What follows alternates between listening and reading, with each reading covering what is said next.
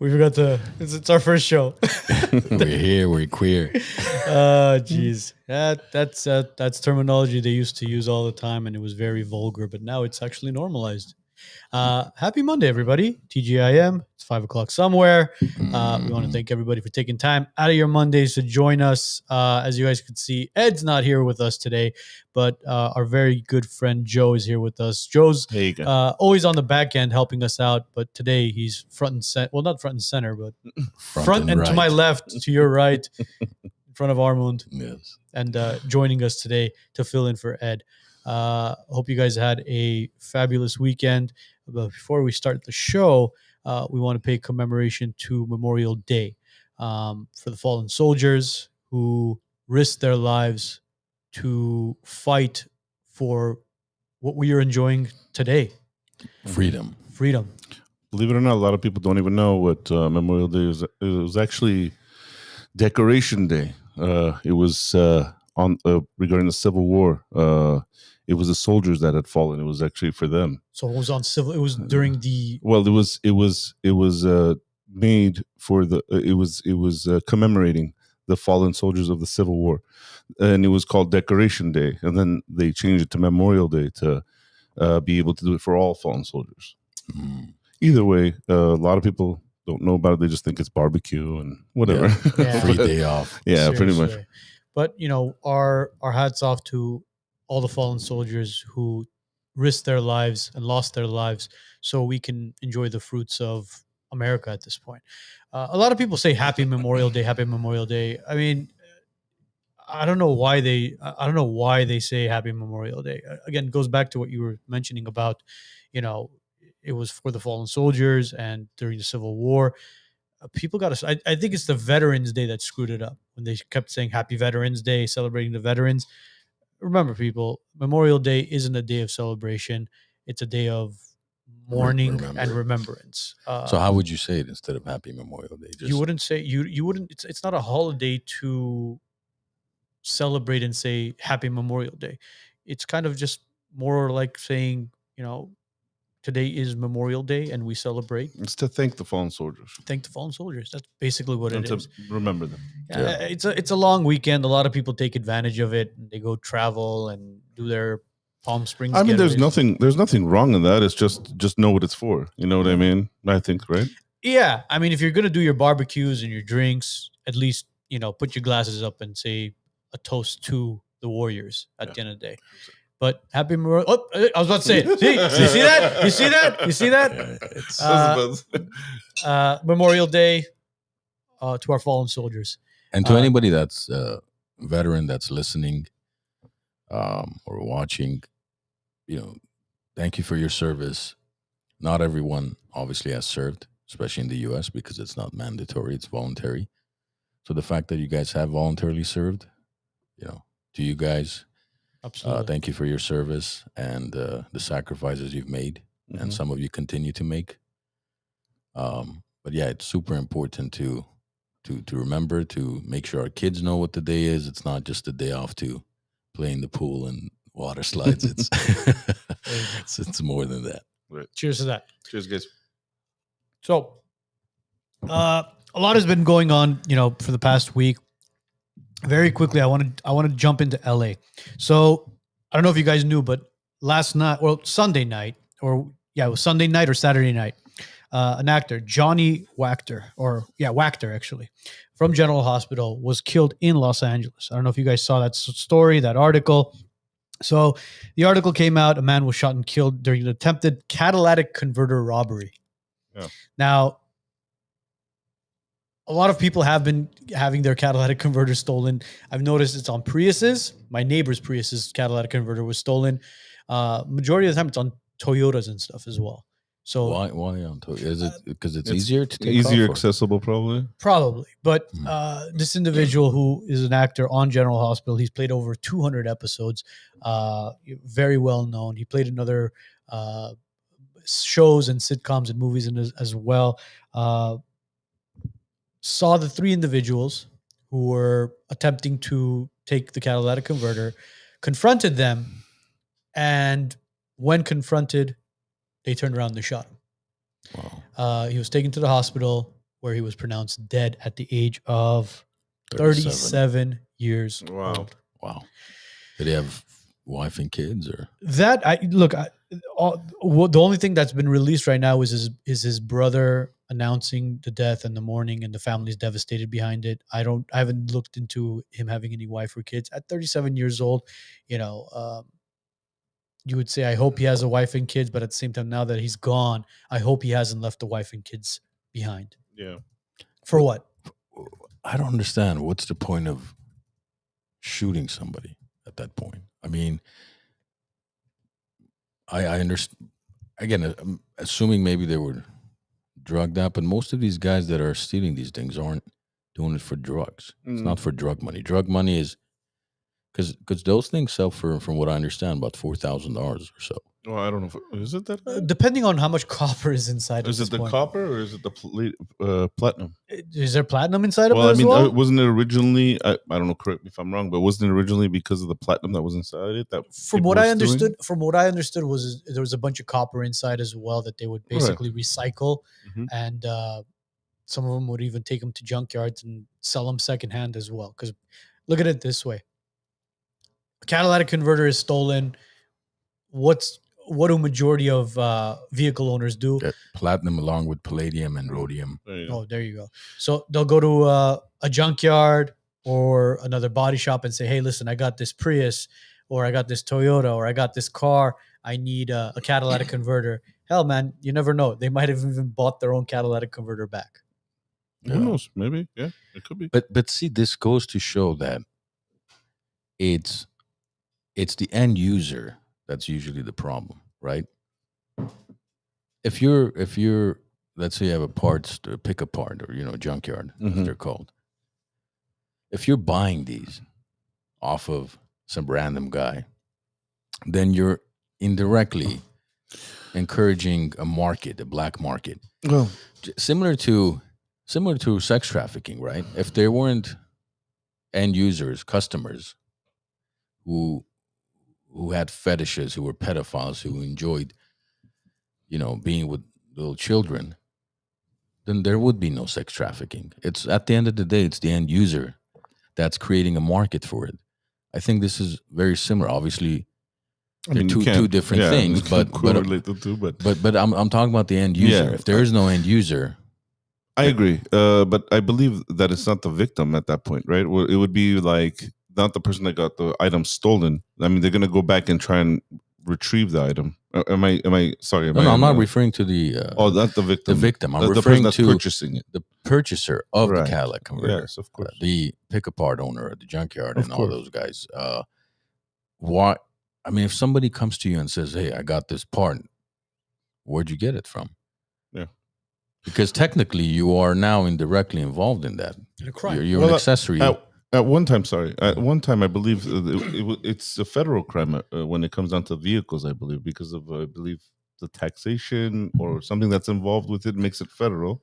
The feds were busting a lot of these junkyards and whatnot for purchasing stolen goods a while back. I don't know if that's I'm sure they still are perhaps because then again you're creating a market for right. it. Because the whole point is to junkyards buy these cars from junk auctions, or they buy it directly from insurance companies, and then they resell it to either body shops or consumers, the end user. And but you have to know who you're buying it from. That's the unfortunate thing, that it's technically a black market for parts as well. Right. Somebody comes in there, he wants cash for it. No one's going to ask any questions. They're going to give him cash for it. He's going to be on his way, and he looks at it as a win for him because you know what? Yeah, I gambled the night. I went and I stole X amount of catalytic converters. I just made, I don't know, bro, call it $3,000-$4,000, whatever it is. I don't know what the amount is. I don't know how much each one of these parts cost, but I made that much money. Now I'll go to another neighborhood. I'll go to another neighborhood. I'll go to another neighborhood, and so on and so forth. And now I have a junkyard or body shop that is willing to pay me cash for it. So at the end of the day, it's not only the criminal's fault. I think it's the purchaser's fault as well for being an accomplice, because technically this is what it is at this point. Somebody lost their life for that. And the the 3 individuals who shot and killed this 37-year-old actor were not caught. Well, I hope eventually they are, because it's. I mean, it doesn't help having a DA that doesn't charge any criminals, right? Yeah, look, today in the afternoon, my wife asked me to pick up something from Sprouts. It was these capsules, and I went there. I asked the supplement section. I said, I had a picture of it. Do you have any of these? She goes, yeah, we do. It's in the back. I said, why is it in the back? She goes, because they're all constantly stolen. She said, go to register 3, which asked me for my name. And then she met me at register 3, handed the cashier the bottle of the supplement, and I paid for it. And I said, but why this particular supplement? There's 1,000 different supplements. Then when she rang it up, I was like, oh, okay, it's an expensive supplement. But she's like, so many times, even she's like, you'd be shocked. That employee was telling me, like, moms with toddlers will come to the store, and they'll just put a bunch of things in their purses, or they'll wear long dresses or something where they could hide it. She's like, you'd be shocked how many the people you would never think of that are just walking away with so many products from the stores.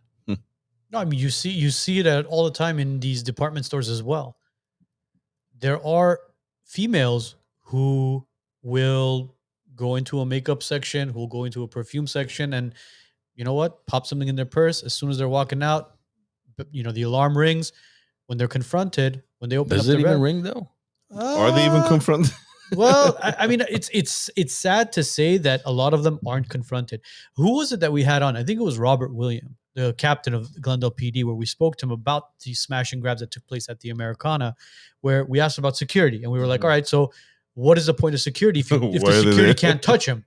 Because technically they can't touch them. No, they're just reporters. That's a huge change from back. I used to work like when I was younger, right? Around 18, I used to work at like Good Guys back in the day, and we had loss prevention. This guy was like a jujitsu, a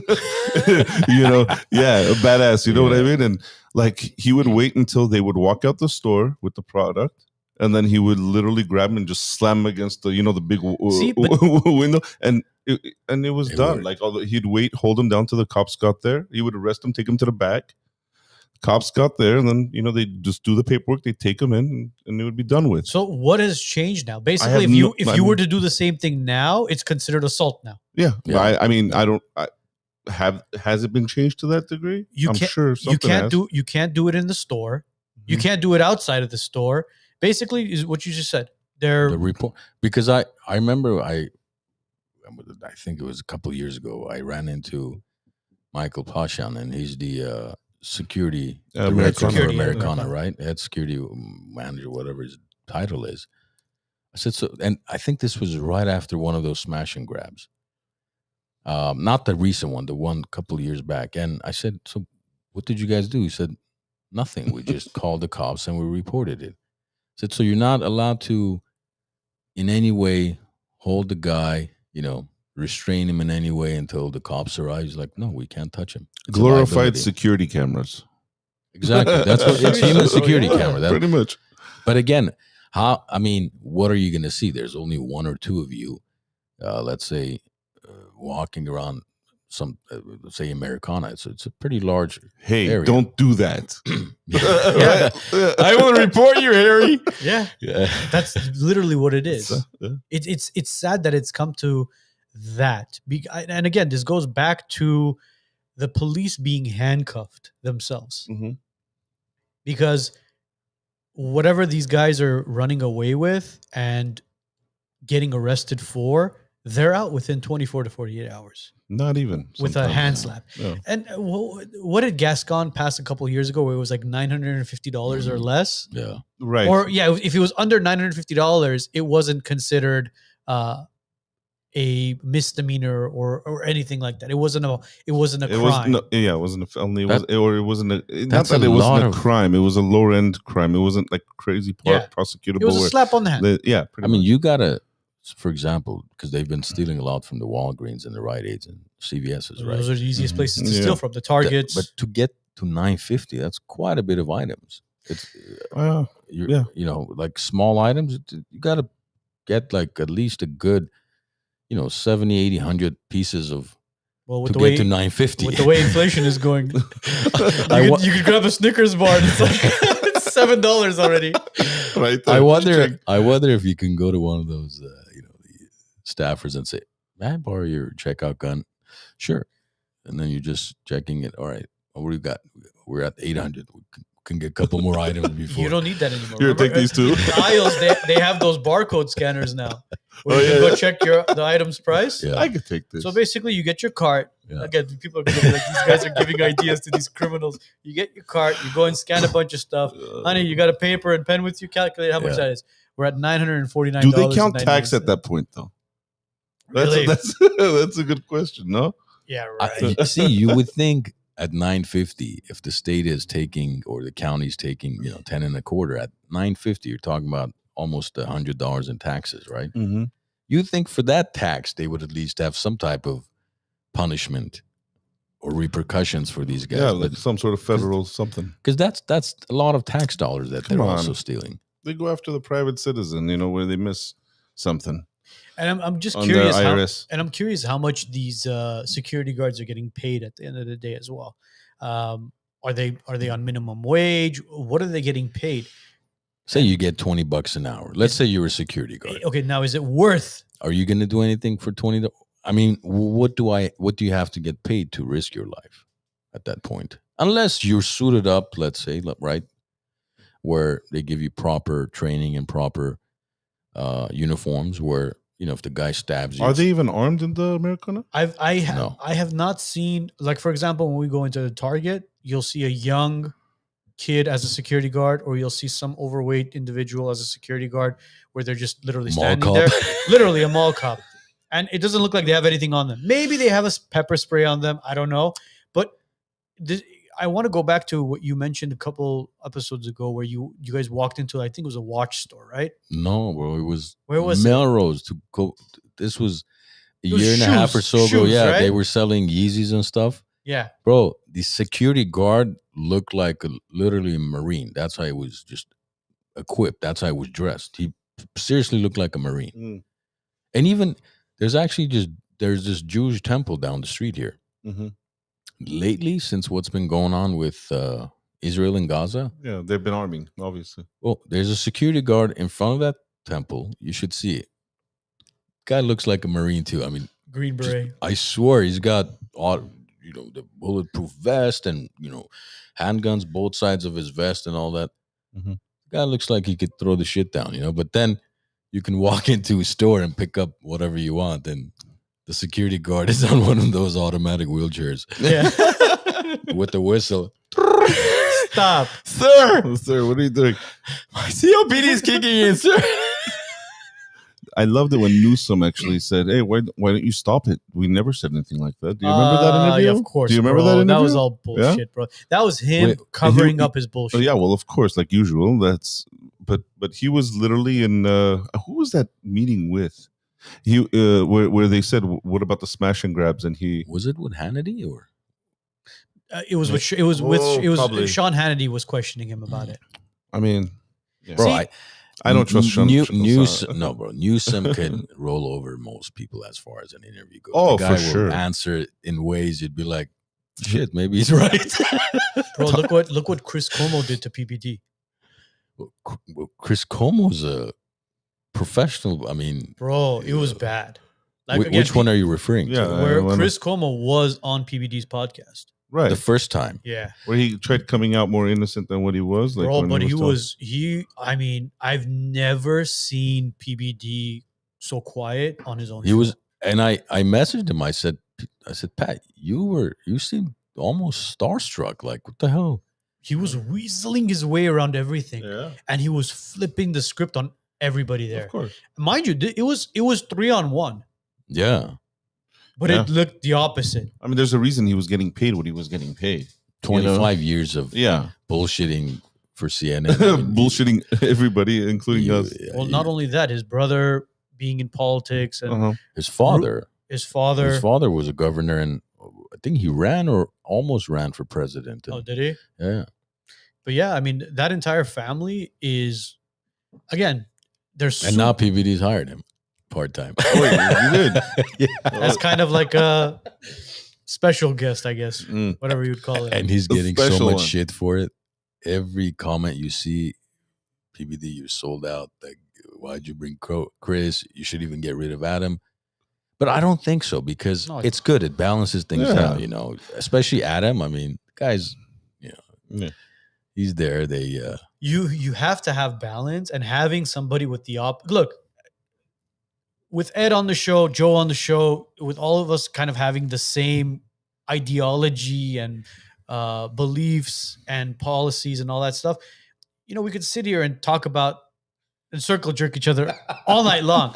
But when you have somebody on the opposite end You sitting have to. here trying to convince you that smashing and grabbing is a good thing, it helps the economy. it Have you- helps the economy. Have you guys found anyone with balls enough to actually come and at least sit down? I mean, besides Constantine, right?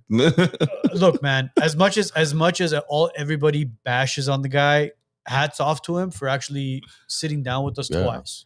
He's like the Trump on the left. He'll interview with anybody. Bro, I promise you, if I were to invite him to come back, he'd come back. Yeah, I don't see why he wouldn't. Yeah. I don't see why he wouldn't. Maybe. Well, we'll see what happens. Well, let's do this. Let's put up a poll. Let's put up a poll.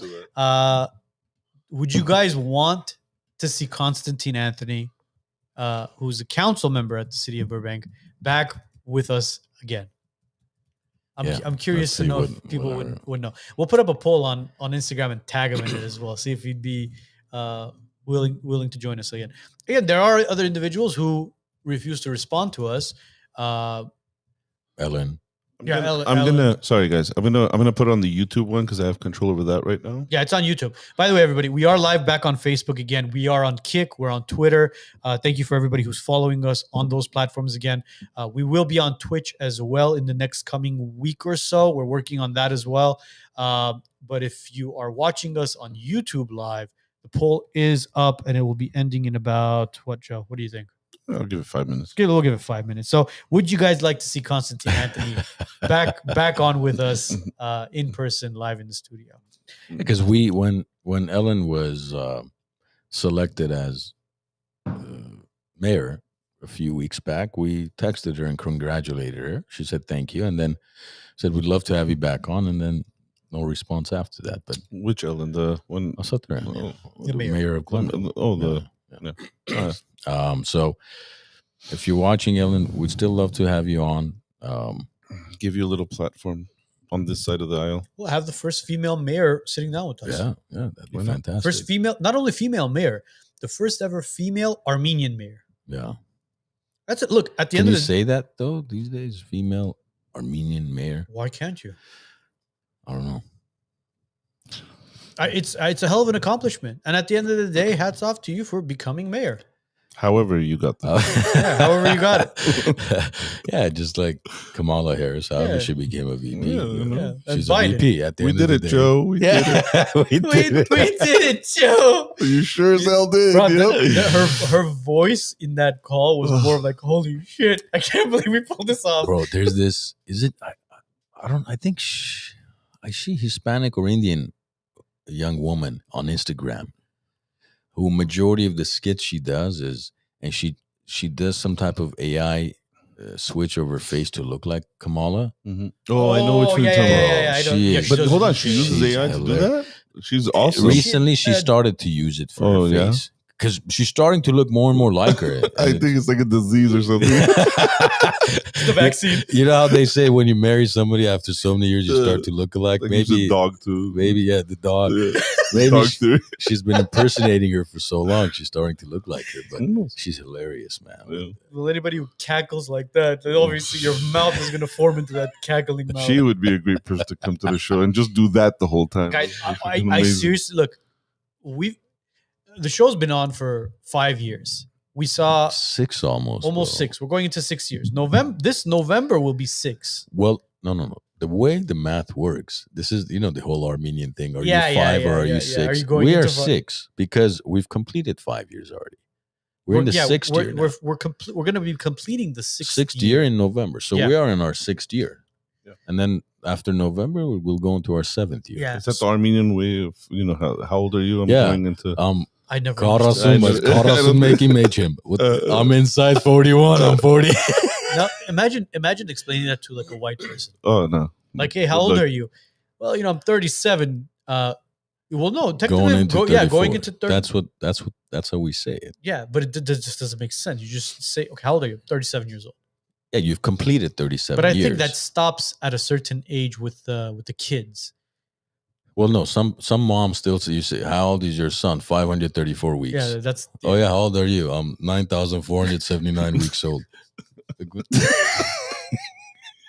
Or occasionally I'll ask like a 99, 102-year-old, how old are you now? I'm 102 and a half. Half, really. At 102, you're still fighting for that half. I'm a half. Every month counts at that point, right? Dude, I remember Every day. when I would take Eileen to the park, man. There was that one lady. I'll never forget, bro. And I swear, man, this was a white lady. And we were at the park. Eileen was playing, and the kid was, wandering around the park as well. And the kids were playing together. I'm like, oh, it's good. She's mingling. And then the mom came up to me. She goes, oh, how old is your daughter? I'm like, oh, she at the time. I was like, oh, she's 4. We're going to be celebrating her birthday in October. I'm like, oh, what about your daughter? Oh, she's 48 months. Bro, I swear my brain froze. 48 months. Yeah, 4 years old. Right? My brain froze, and I don't know what the hell happened. I thought I was my math skills just went out the window. Come on, for 48 months. I'm trying to calculate this. Do the math. Yeah, and eventually we found out that this particular woman likes to put a particular type of flag in front of her house, but understood. Who am I to judge? No, nobody. We are nobody to judge. We never do judge. We just want to understand. That's it. That's what you guys have the question. Like the other day, I was at the park here, local park, and I think you would have loved it. I don't know what was going on. They had this whole Star Wars thing going on where there were hundreds of people there with huge, movie lights, and I don't know what the hell they were doing. Where? Burbank? Cambridge Park. Well, Star Wars Day is May 4th. Right. But I don't know what was going on. There were hundreds of people, and then they were filming a couple of different things. And then there was a group of people, they had those, light up swords. Lightsabers. And they were, just practicing. I don't know what they were doing. Probably some sort of convention. But anyway, offside from the park, there was... convention. Maybe a couple 100 yards away, there's these tables, picnic tables you can sit at. And there was one lady just sitting there, and there's about 8 tables there. And she was wearing a mask. And I wanted to approach her to just say, can I ask you a couple questions and record it with her permission? But as I was approaching her and kind of monitoring her a little bit, she was coughing her lungs out. So I said, okay, maybe she has a good reason. Maybe she's sick, and that's fine. She's protected, But if she wasn't coughing, I was just... You were ready. I was ready. I had my phone out. I was going to approach her, just ask her a few questions. Like, I'm just curious as to why in a park where nobody's around you, why would you be wearing a mask, my dear? You look pretty healthy and vaccinated. Why would you be wearing a mask? I'm still holding back. Anyway, there's one more minute on the poll. If you guys want to answer it, would you like to see Constantine Anthony back on the show? For the third time, right? For the third time. It would be the third time. Was Ed with us the first time we were interviewing him? I don't think he was. I don't recall. I know the second time he wasn't. The first time he was wearing this banana shirt, I remember. Or like pineapple shirt. You know what a pineapple shirt is? No, that's the upside down pineapple shirt. It's not. I don't know if it's just regular pineapple shirt. It's not a regular one. What's an upside down pineapple? It's like the thing is like what you were gonna say. No, I know, but Well, elaborate. What is going on here? What is an upside? Like in the park. Yeah. Let me see if I could find an image. No, I didn't know that. Pineapple upside down.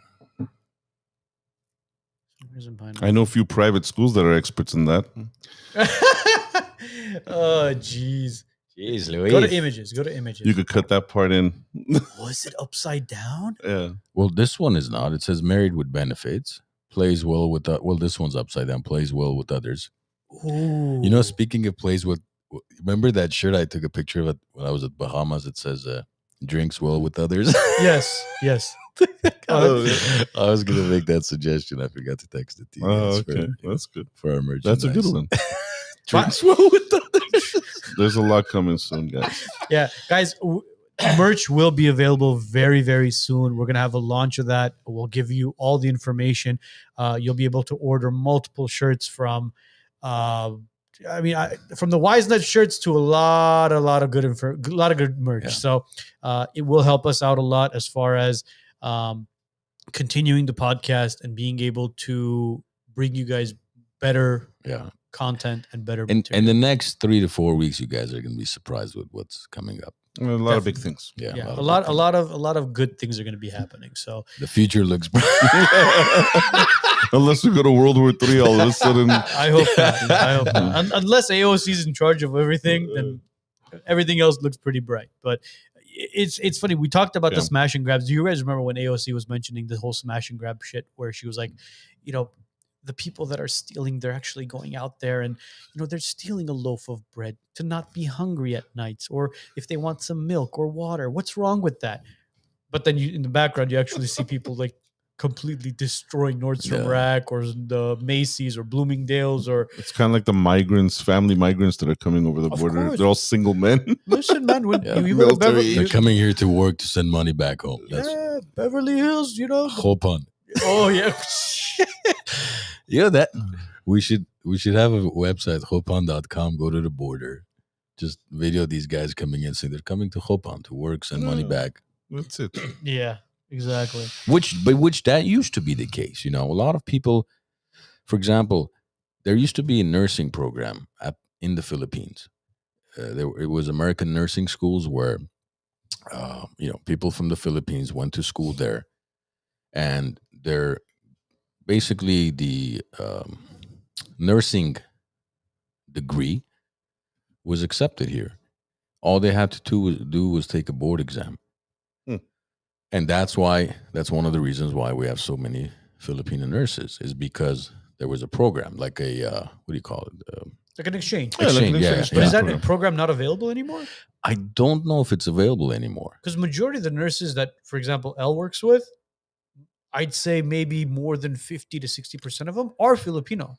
Well, she works at more of an Asian hospital system. Yeah, I mean, she's in the East Valley, so she has the Chinese, the Koreans, but again, the Filipinos are there. But when she was in Sherman Oaks as well, again, majority of the nurses. All these years, I have had maybe one Chinese and one Korean apply for a nursing position with me. 15 years. Interesting.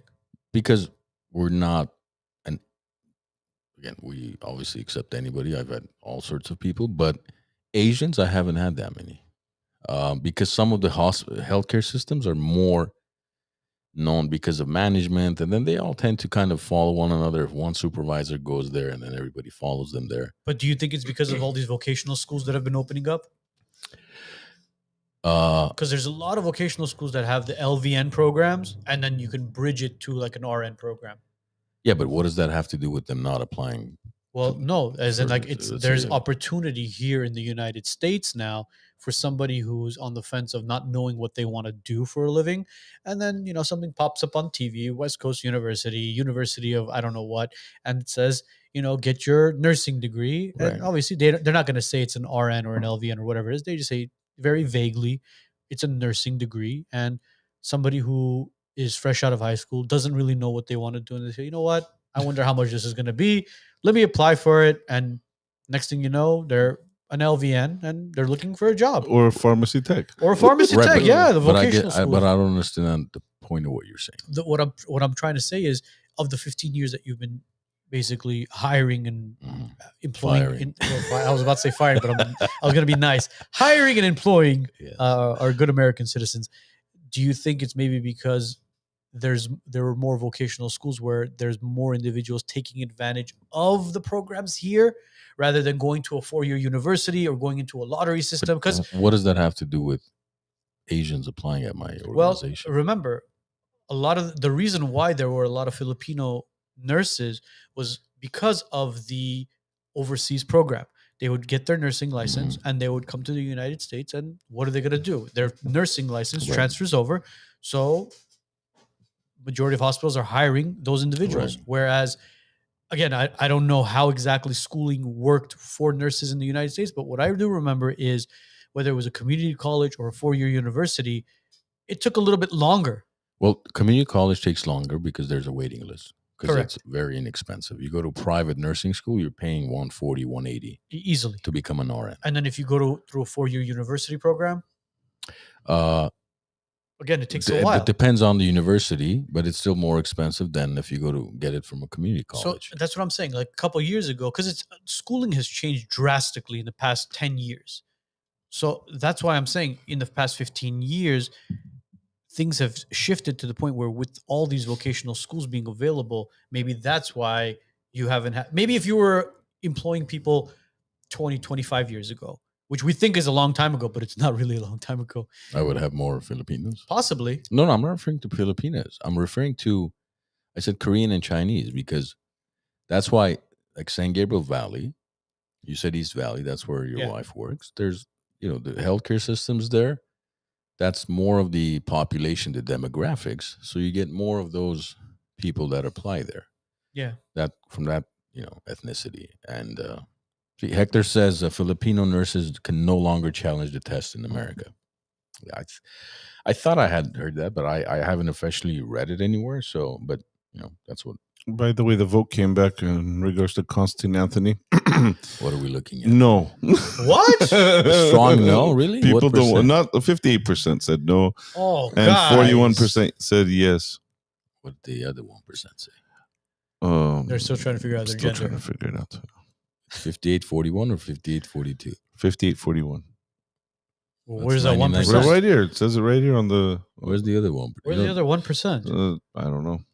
But that's what it said. That's YouTube. That's 58 YouTube that's for you. YouTube. That's YouTube math right there. There you go. Stop being racist. Math is racist. It is. It is.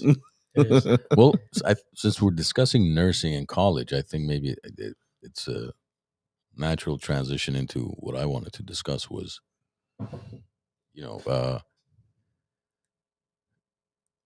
cost of living, and as far as what these graduates are supposed to do with their lives, long term. I know we have several other topics we're going to get into, but I think since we're discussing college, maybe that would be because when you think about it, as far as like, I think about this all the time for my own kids. I mean, they're very young, but you have to start thinking about this. It's, say somebody, let's say the average student, because it's graduation season, right? Yeah, you got a bunch of high schoolers, Right. middle schoolers, college. Right. My wife attended her niece's graduation at CSUN last week, and plus it was my friend's daughter's graduation at the same time, same school. Majority of the students graduating at CSUN, business administration, business something. Mm-hmm. Okay, what the hell are you going to do with that? No. 3,000 students. Administer business. I mean, it's, and then when you think about it, it's like, okay, they're graduating, say 22, 23, 24 years old. What type of job are they going to get? At what? I mean, they're not going to have real big college debt because CSUN is not that expensive. But imagine somebody graduating from a Berkeley or a Harvard, wherever, Stanford, who has a $200,000 debt. But even forget that. Let's say you graduate, you have no debt. 25 years old, you could get a job. You're making 40 grand a year. Bro, just have the rest of us pay for it. I mean, we're already doing that. No, but how are they supposed to live in today's environment as far as They're not. how are they supposed to afford anything? How are they supposed to move out? How are they supposed to get married? How are they supposed to buy a house? And I mean, when you think about that, the cost of living has gone so crazy. It's like I think about it. When my boys are, let's say, 30, which is, let's say, in about 24, 25 years, can they ever afford to own a house in LA? Can they afford to buy anything in LA? The bigger question is, would they want to? That's the bigger question. Would you want to live in LA after? I mean, if it's bad now, and if it doesn't get any better, I mean, but I mean, hypothetically speaking, let's say, for example, would they be able to afford it? Probably not. No, it's going to be renting. Because look at it this way, man. There was a statistic out, and don't quote me on the exact numbers, but there was a statistic out that it said that 70% of the people who purchased a home 10 years ago, it was like 70 or 80%. Don't quote me on an exact number, but it was over 50. It said 70% of those individuals that purchased a home 10 years ago can't afford to buy their own home back. Right. Can you listen to the math behind that, bro? Like 7 out of 10 people living in a neighborhood can't afford to purchase their own home back. Just the property tax they can't afford to pay. Yeah. I mean, if you buy a house for 1.5 It million, doesn't end there. that's $1,500 a month just in property tax a month. That's 18 grand a year you're paying. Yeah. Property I mean, tax. listen to the statistics. This is each generation at age 25 adjusted for inflation. Okay, grandparents pre-tax income $74,000. Our grandparents say. Yes. Well, say 25-year-olds grandparents. We're not 25 anymore. Annual cost of public college as a percentage of their income back then was 14%. Mhm. House price to income was 3x, Mhm. right? Our parents, or those kids' parents, the 25-year-olds' parents, pre-tax income is 70,000. Annual cost of public college as a percentage of income is 17%. House price to income 4x. Now, the kids today, 25-year-old, pre-tax income 56,000. Annual cost of public college as a percentage of income is 42%. Now, keep in mind, we're not talking about Ivy League. No. We're talking about your state Your university. Average, 7x house price to income. Yeah. When you look at the numbers, it's impossible to afford it for most. You can't. It's because it's not keeping up. I mean, to keep up, right? Today the federal minimum wage is $9.50. Mhm. I'm not a minimum wage guy. I don't think it should be very high. But to even be anywhere relatively close, it has to be at $22 federal level. Raising the minimum wage is one of the reasons why we're in this mess. You're everything that you're raising. If you're raising minimum wage, everything else is going to get more expensive. Yeah, they have to offset it. They've got to offset it, and then who's going to end up paying for it? The consumer at the end of the day. Look, the best example is this. Look at the food as far as with fast food. Look at the pricing. Look how much it's hiked up to the point where In-N-Out had to even raise his prices. Mm-hmm. I mean, yeah, you think, oh my God, yeah, I'm going to get, instead of, what was the minimum wage in California prior to the hike up for fast food? It was like 15 or 16 bucks an hour. 15 something. Well, minimum wage was never designed to support a family. Minimum wage was designed for an individual to like get into the working environment, get into, learning what the working environment is, and then transitioning slowly into an actual career of some sort. It's a transitional job. Yeah, but a lot of people don't look at it as a transitional job. Course. And the government, in all honesty, the government doesn't screwing everybody over. Doesn't want you to look at it as a transitional job. Of course. They want you to be the good citizen that you are. Go to work 9 to 5, come home, pay your taxes, go to sleep, wake up in the morning, and continue to do the same thing over and over and over again. That's what the government wants. That's why when you look at a lot of entrepreneurs, the reason why they get wealthy and they succeed more is because they take more risks. And with the risks, if the reward is correct, if the right risk is taken, the reward is higher. Yeah, they have employees and they pay their employees well. But if the employees are going to screw over the entrepreneur and say, you know what, I want X amount of dollars, X amount, that entrepreneur is going to have to lay off people, of course, have to cut corners on certain things. At the end of the day, it's the big divide. Again, it comes down to that. And let me really quick explain it. I believe that in regards to like the minimum wage going up and whatnot, continue where you were going, and then I'll come back to my train of thought because I swear to God, the only place I'll tell you where I would agree the minimum wage can be up. No, I'm sorry, it's not fair. I agree that everything is overpriced, and people are saying, oh, the minimum wage has to go up. But here's the thing, go ahead. Go ahead. No, go ahead because I have McDonald's, Taco Bell, and Chick-fil-A. Which one you guys want me to? Go McDonald's. Okay, McDonald's, right? McDonald's. We've got the Big Mac. End of 2019, $3.99. Mid 2014. Hold on, don't say. Oh yeah, I heard it's 6 already. How much is it? $7.49. 7? 87.7% increase. A Big Mac sandwich by itself is $7? $7.49. That was when? Mid Now? to 2014 Oh my versus end of God. 2019. Mm. A cheeseburger was $1 end of 2019. Who was president end of 2019?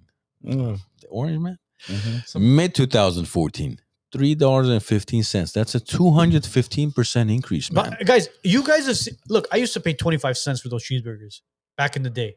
Yeah, I remember yeah. 35 I or remember- 39. Well, cents. a hamburger was 25, a cheeseburger was 35. Oh, Well, for the big leagues, the well, 35. No, because they put the cheese. So a piece of cheese costs literally a piece of cheese costs 10 cents. Yeah. So 25 to 35. You're telling me that same cheeseburger that all it has is meat, cheese, 2 pickles, Offset. ketchup, mustard, and a sprinkle of onions is $3.15. oh my God. I haven't been to McDonald's So for this a very is this long is time. what I want to Same. understand, because I'm stupid. I don't know math. How do you have a cheeseburger that's up 215%, and then we're talking about inflation's at 3.5%? Where do you come up with 3.5%? Yeah. I don't get it. You've got the McChicken that's up 202% from $1.29 to $3.89. And yeah, McDonald's income is not a permanent income. It's meant to be where you work there until you get yourself through college and you find an actual permanent job, and then you move on. But even as a college graduate, right? I'm looking at the numbers. I mean, look, for example, in the 1960s, right? The average income in 1960 for a family was $5,600. Men made about, were the primary breadwinners back then, $4,100. What was the average income again? $5,600. Okay. Now, average income is $65,000. Well, 2022 is $65,000. Now, the average home in 1960 was $12,000. So that's 2x your family income. Basically, you made $6,000 a year. You bought a house for $12,000. Now you're making $65,000 a year. The average home cost is you're looking at $420,000. That's 7x. Yeah. How are you supposed to? It's a big divide between rich and poor. It's going to be rich. Because that and same poor. house should be technically renters. be $120,000. If You you're know making what's- $60,000, it should be $120,000. And you know what's the sad part of all this? The interest rate back then was high. was It was double 12, digits. 12, Yeah. 12%. Anywhere from 12 to 17. During And Carter. oh fuck Carter. Bro. We have another one in our hands right now. He's just not dead yet. But during that time, I remember there was this one commercial where they were talking about the interest rates. Not the commercial, I'm sorry. It was on the news. They were interviewing individuals. They're saying, "Oh, the interest rates dropped down to 12 something percent." They goes, "Oh, this is phenomenal. I hope it stays this way so we could finally get ourselves into a house." Right now, with the prices that we're at, especially in Southern California and parts of Northern California, the average house price is about 900,000. That's California. Yes. Yeah. I was 900 talking about nationally. Yeah, but look at it this way: $920,000 is an average house price now. With the interest rates in the 7s, bro, it's ridiculous. Unaffordable. It's you're insane. looking at unbelievable payments where with your property taxes, the bills, and just the cost of living. Look, it me being in the industry, it blows my mind as well. Whereas to some people, they look at it as, well, I'd rather dump my money into this rather than go rent. But I always tell every single one of them, anybody who comes to me, I say, find out what your payment is going to be, your principal, your interest, your tax and insurance before you commit to buying a house. Mhm. Because you You will know. be shocked when you see the number. I don't want to get into escrow, have contingencies removed, and all of a sudden you see your payment when you're signing loan docs and you go, bro, I can't afford this. But then how is the bank going to approve it? Don't they look at the debt to income ratio? Well, you get a pre-approval. They look at your debt, they look at your income, and again, it all I depends. hope that's discussed, and the loan officers are being ethical enough to have this Well, conversation. they have a fiduciary duty to Yeah. their client, so they have to make sure that the client understands that this is what the payment's going to be. But Because here's another scary thing, man. Parenting, right? You're looking at So I was looking at the numbers. Share of 30 to 43-year-olds who have at least one child. In 1993, which is about 30 years ago, 31 years ago, we're doing it 93 and a 2023 comparison, so 30 years. In 1993, 60% of people between the ages of 30 to 34 had at least one child. 60%. Now it's down to 27%. So less kids. Which means, all these people talking, oh, we're overpopulated. No, No, we're gonna go extinct. At this rate, we're gonna become extinct in a few generations. Well, you know what happened in 2020, right? What happened? Nothing that we can not get dinged for monetization for. But here, Yeah. we talk about it. Here's the other thing that we have to realize. We get excited about. I think before the economy was natural and healthy, where every decade or so, right? That generation coming up, let's say, you're in your 20s, 30s, late 20s, early 30s, you had an opportunity to kind of hit it. I don't want to say big, but come up the financial ladder. And the reason we had those things, those opportunities was look, 2010, Apple stock was $7. Amazon was $7. Netflix was $10. 2024, Apple is at 173. Amazon is 184. Netflix is at 607. Yeah, but these companies prospered, man. They flourished. They became, I understand. like, everything changed. Like for example, with Netflix, everything changed.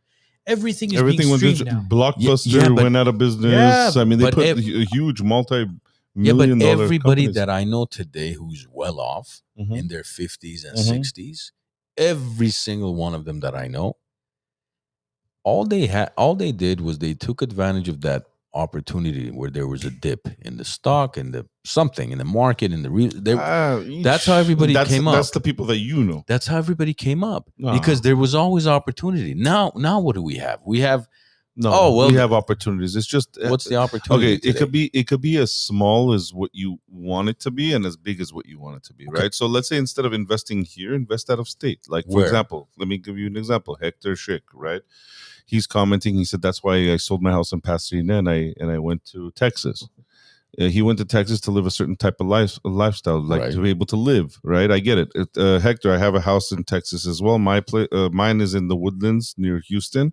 It's above the Houston a little bit. It's in the Woodlands area. That's like the Beverly Hills of the Houston area, above near Willis and Conroe. Anyway, so like for example, right now I discovered that hey, you can actually do something over there. You could go, you could get like you could purchase houses out there. You could literally purchase houses out there, and the demand is becoming more and more. People are starting to move out there.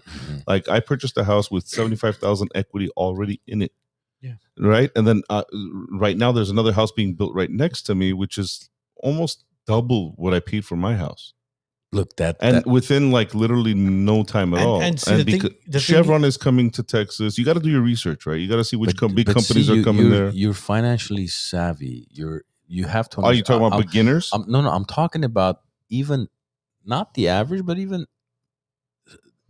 in the 90s, people had an opportunity to dump money into real estate. In the 2000s, they had opportunity to dump into stocks and real estate because it was there. Now, the opportunity to dump anywhere, it seems impossible because stocks have been at its peak because we've pumped, $200 trillion into the economy. I mean, it's how is anybody supposed? Because saving money, right? Even if you make $500,000 a year and you save 20% of your income, you're barely keeping up with inflation. You're saving $100,000 a year. 10 years from now, you have $1 million saved. That $1 million is worth jack shit. You can't do anything with it. The only way you can climb up the financial ladder and become somewhat independent and passive and whatnot is it has to be an investment where it's bottom, you go in, goes up, that's where you make your money. Saving money or passive income. Yes, saving money is never going to do. It's not going to do shit. Yes, passive into subscription-based businesses now, those are doing very well. I just think that people don't see it because they're so busy. This state makes you so busy to try and make ends meet, paycheck to paycheck, so you could pay your bills at the end of the month. You're so busy. Nobody has time for this. Nobody has time to actually go and say, hey, let me look at another way of making money. Let me look at another way of, other investment opportunities. A lot of people don't have the time for that. By the time they get home, they're tired. But it shouldn't be an excuse to make sure your For sure. financials are done properly. I'm talking about the other, Look, a lot of the one thing that schools need to start implementing into the curriculum is finances. Kids need to learn how to manage money, because these poor kids that are graduating high school, I'm not even talking about college, bro, graduating high school, have no idea how to manage money.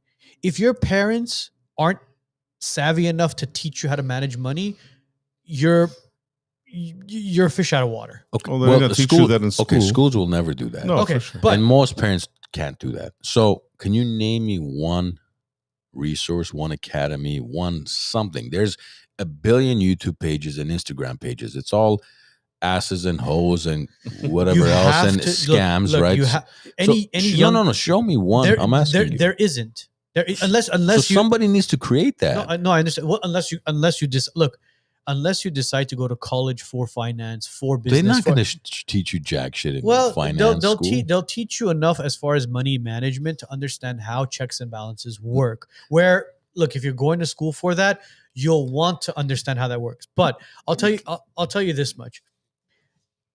Any kid that's listening to this, whether you're in high school, you're in middle school, it doesn't matter.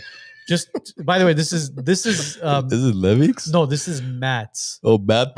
Yeah, Matt's Don't spill it on the- Matt's 6'8", 270 pounds. No wonder he brought Yeah, it. no, it's that's good, it's good. that's This is an Matt's. elephant baby bottle. By the way, we've been drinking this for 2 years. I'm I'm gonna just take messing. this to his wedding as a gift.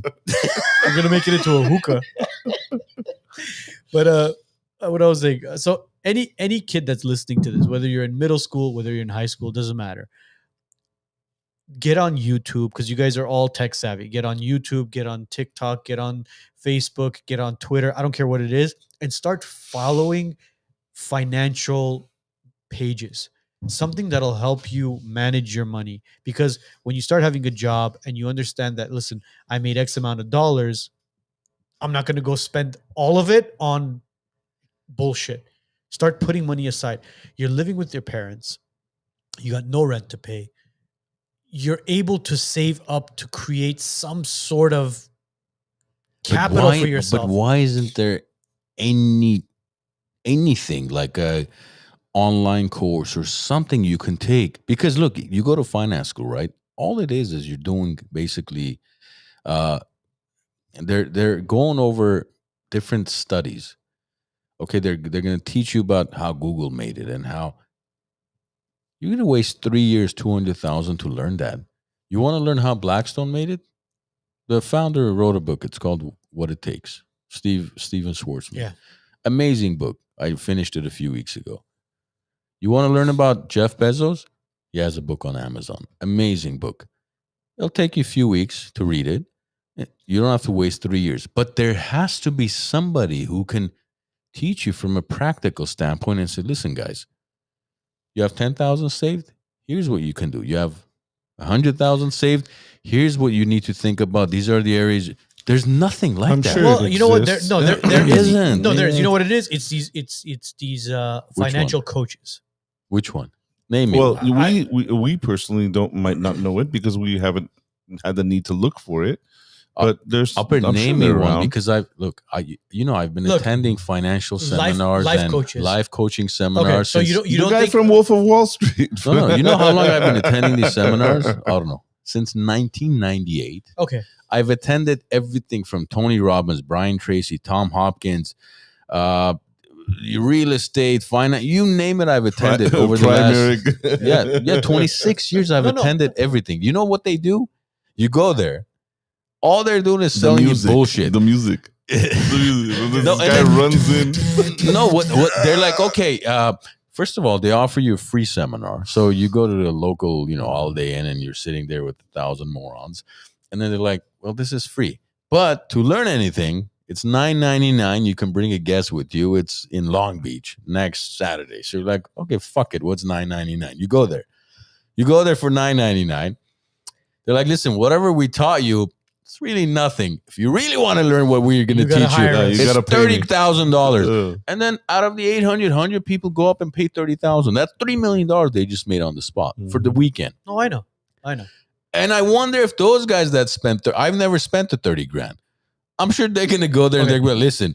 Now that you spent 30 grand, you need another 300 grand if you actually want to make money. Right. They're like, well, fuck, ma. Well, hold on. I can attest to that because I did have I don't want to say a life coach because it wasn't a life coach. It was a real estate coach. Yours is different. Well, that's my industry. No. He taught you how to sell and for how it? to get leads and how to have conversation. Cold call, right? That's different. You're talking about a specific industry. What I'm saying is a 25-year-old who just came out of school, he's got an MBA, he thinks knows the whole world inside out. The guy probably doesn't know how to balance his checkbook. Haven't even filed for DBA yet. Yeah. He doesn't even know what DBA stands for. DBA, is that doing business? But I'm just saying there's no program out there we talk about it. Why don't schools teach it? Nobody's teaching it. All right, guys, this is what we're gonna do. WiseNuts Academy. Right. The seminar is free. You're gonna meet us at honestly, $30,000. you know, the only program so far I've been so impressed with when you showed us a few weeks back, or right when we were having the meeting at Oh yeah, Tate's program, bro. program. I was super impressed how detailed that was. Yeah, people laugh when you say it, but actually when you look into it, that it's was crazy. so detailed. It was beyond man. detailed. It was too detailed for me. Yeah. Right, but that's programming. To me, that's gibberish. Well, I mean, it depends what you want to do. But- So anyway, I don't want to turn around and advertise his. He campus showed us the programming aspect of it, but there was That's what I'm saying. So if the other ones were as detailed, Yeah. Andrew, we'd love to have you on. By the way, call us, bro. We'll have a nice cigar. Arnold's phone is on Google if you Google his name. Soon. Yes. Call him. A lot of things are coming up. Yeah, we'll have a nice cigar. But some you know what I'm scotch. saying? Like, I swear there's no such thing. Somebody has to create this. Mhm. We talk about what schools don't. Schools don't give a fuck. They want to raise educated fools. They don't want you to know how the system works. Well, it does. Believe it or not, it does exist. They just discredit it as soon as possible. They discredit Okay, it. after the show, please text me I'll or tell. anybody out there. I just don't want to Please- turn around. And Please message me one source and prove me wrong that there's actually an academy, some sort of program out there that's teaching young adults how to become successful in life. Also, you guys, shout out, I guess, Daniel, one of your guests, Daniel. He was about the whole. He was into the whole education, how to get your kids into the right colleges. Right. Yeah, which So, again, yeah. that was one thing where we kind of had a back and forth with him as far Mhm. as college education. If you're gonna go out there and you're gonna get a liberal arts degree and you're gonna get Yeah, it doesn't. Make, yeah, if you're gonna go get even a psych with Irene on our podcast, who was the psychologist, Psychologist. Yeah. and she has a PhD in psychology.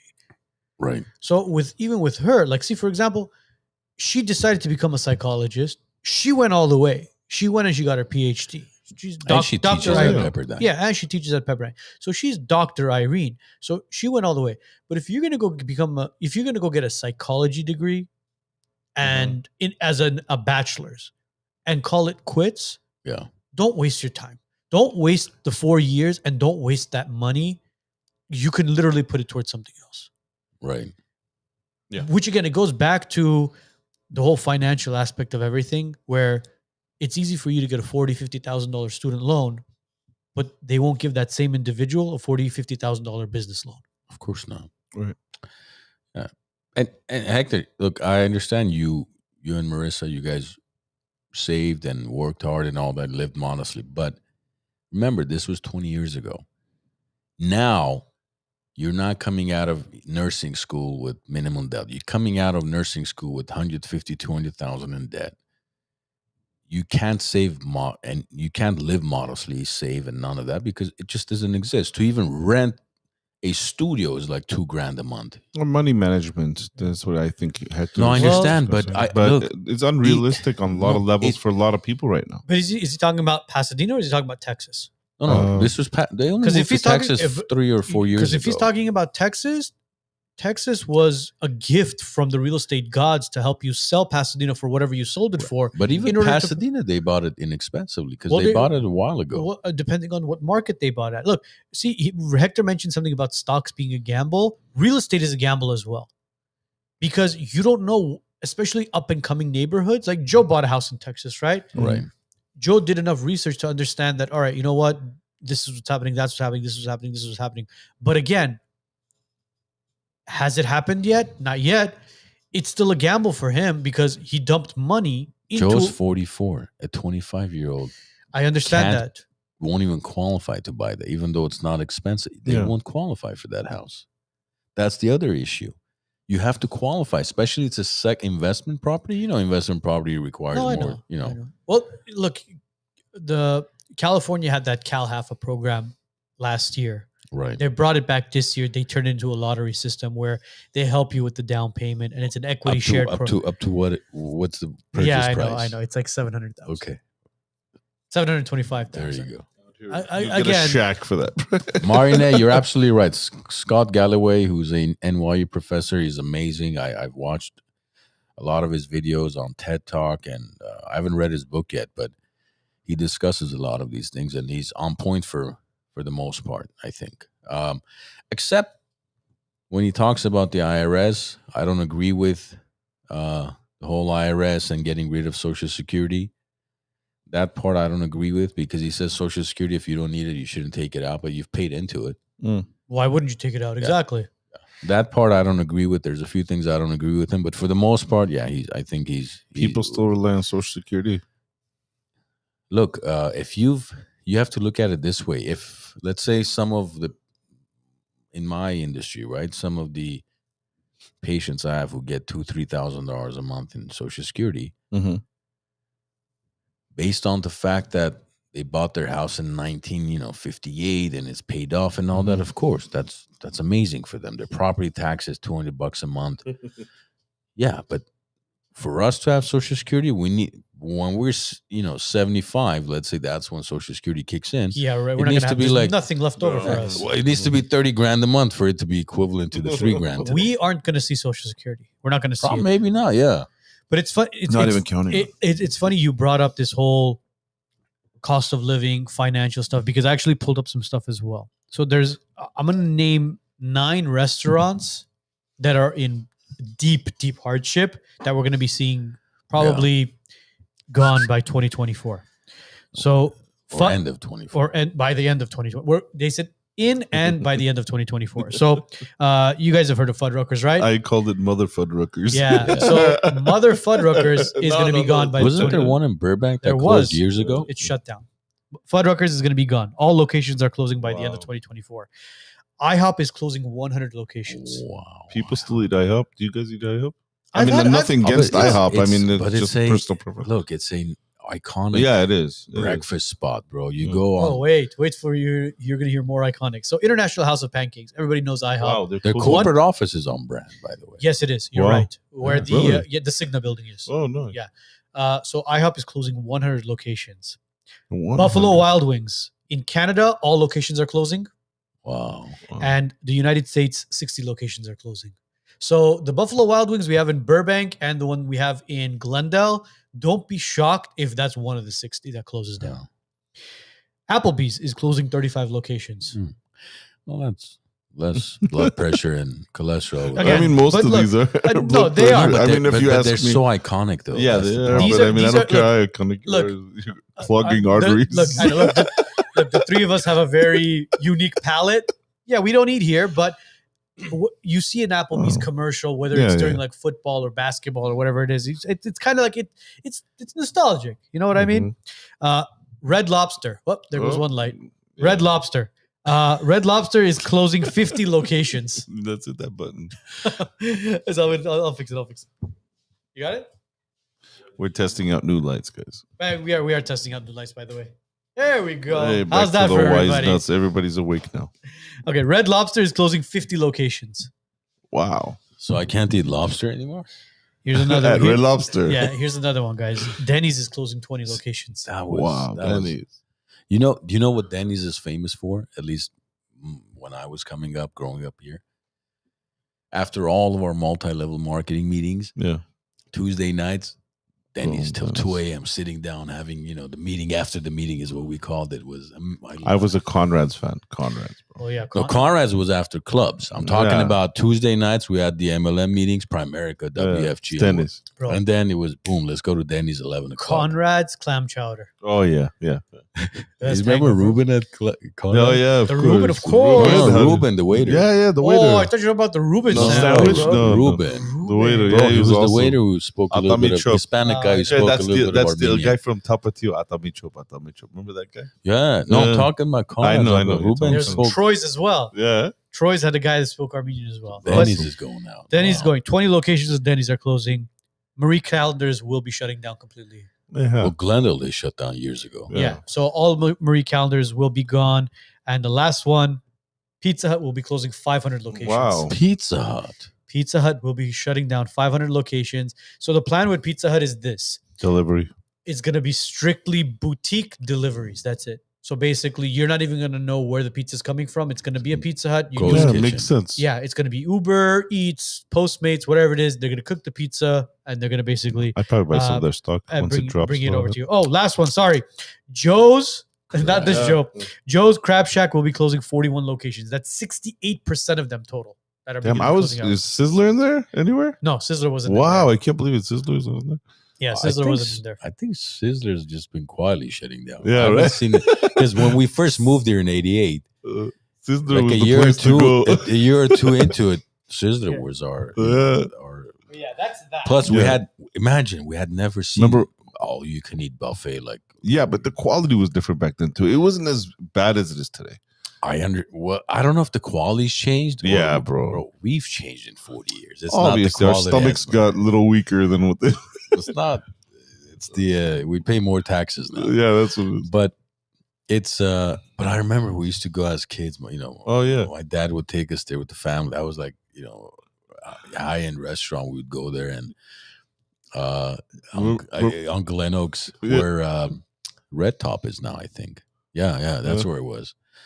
Red we Top. used to go on the one that was at, is it Los Feliz? Los Feliz. Yeah, you're that right. one's still there. Yeah, it's That one is still when we there. were kids. There- Like, there in was- the '80s though. Wasn't in there- the late '80s? Wasn't there a Sizzler on Foothill as well, right off of the Sunland exit, Yeah, and then thing took no. That was a where there's a Ralph's as well? No, there was one on Hollywood Way or Buena Vista or Hollywood Way. That I don't know. I know, and I know where there was nostalgia going yeah. back. You know what? I should take my kids to the one on Los Feliz. Why? So they could Tell them when forget I it. was your age, my dad brought me to Sizzler. Your son's gonna be like, "What the hell is this?"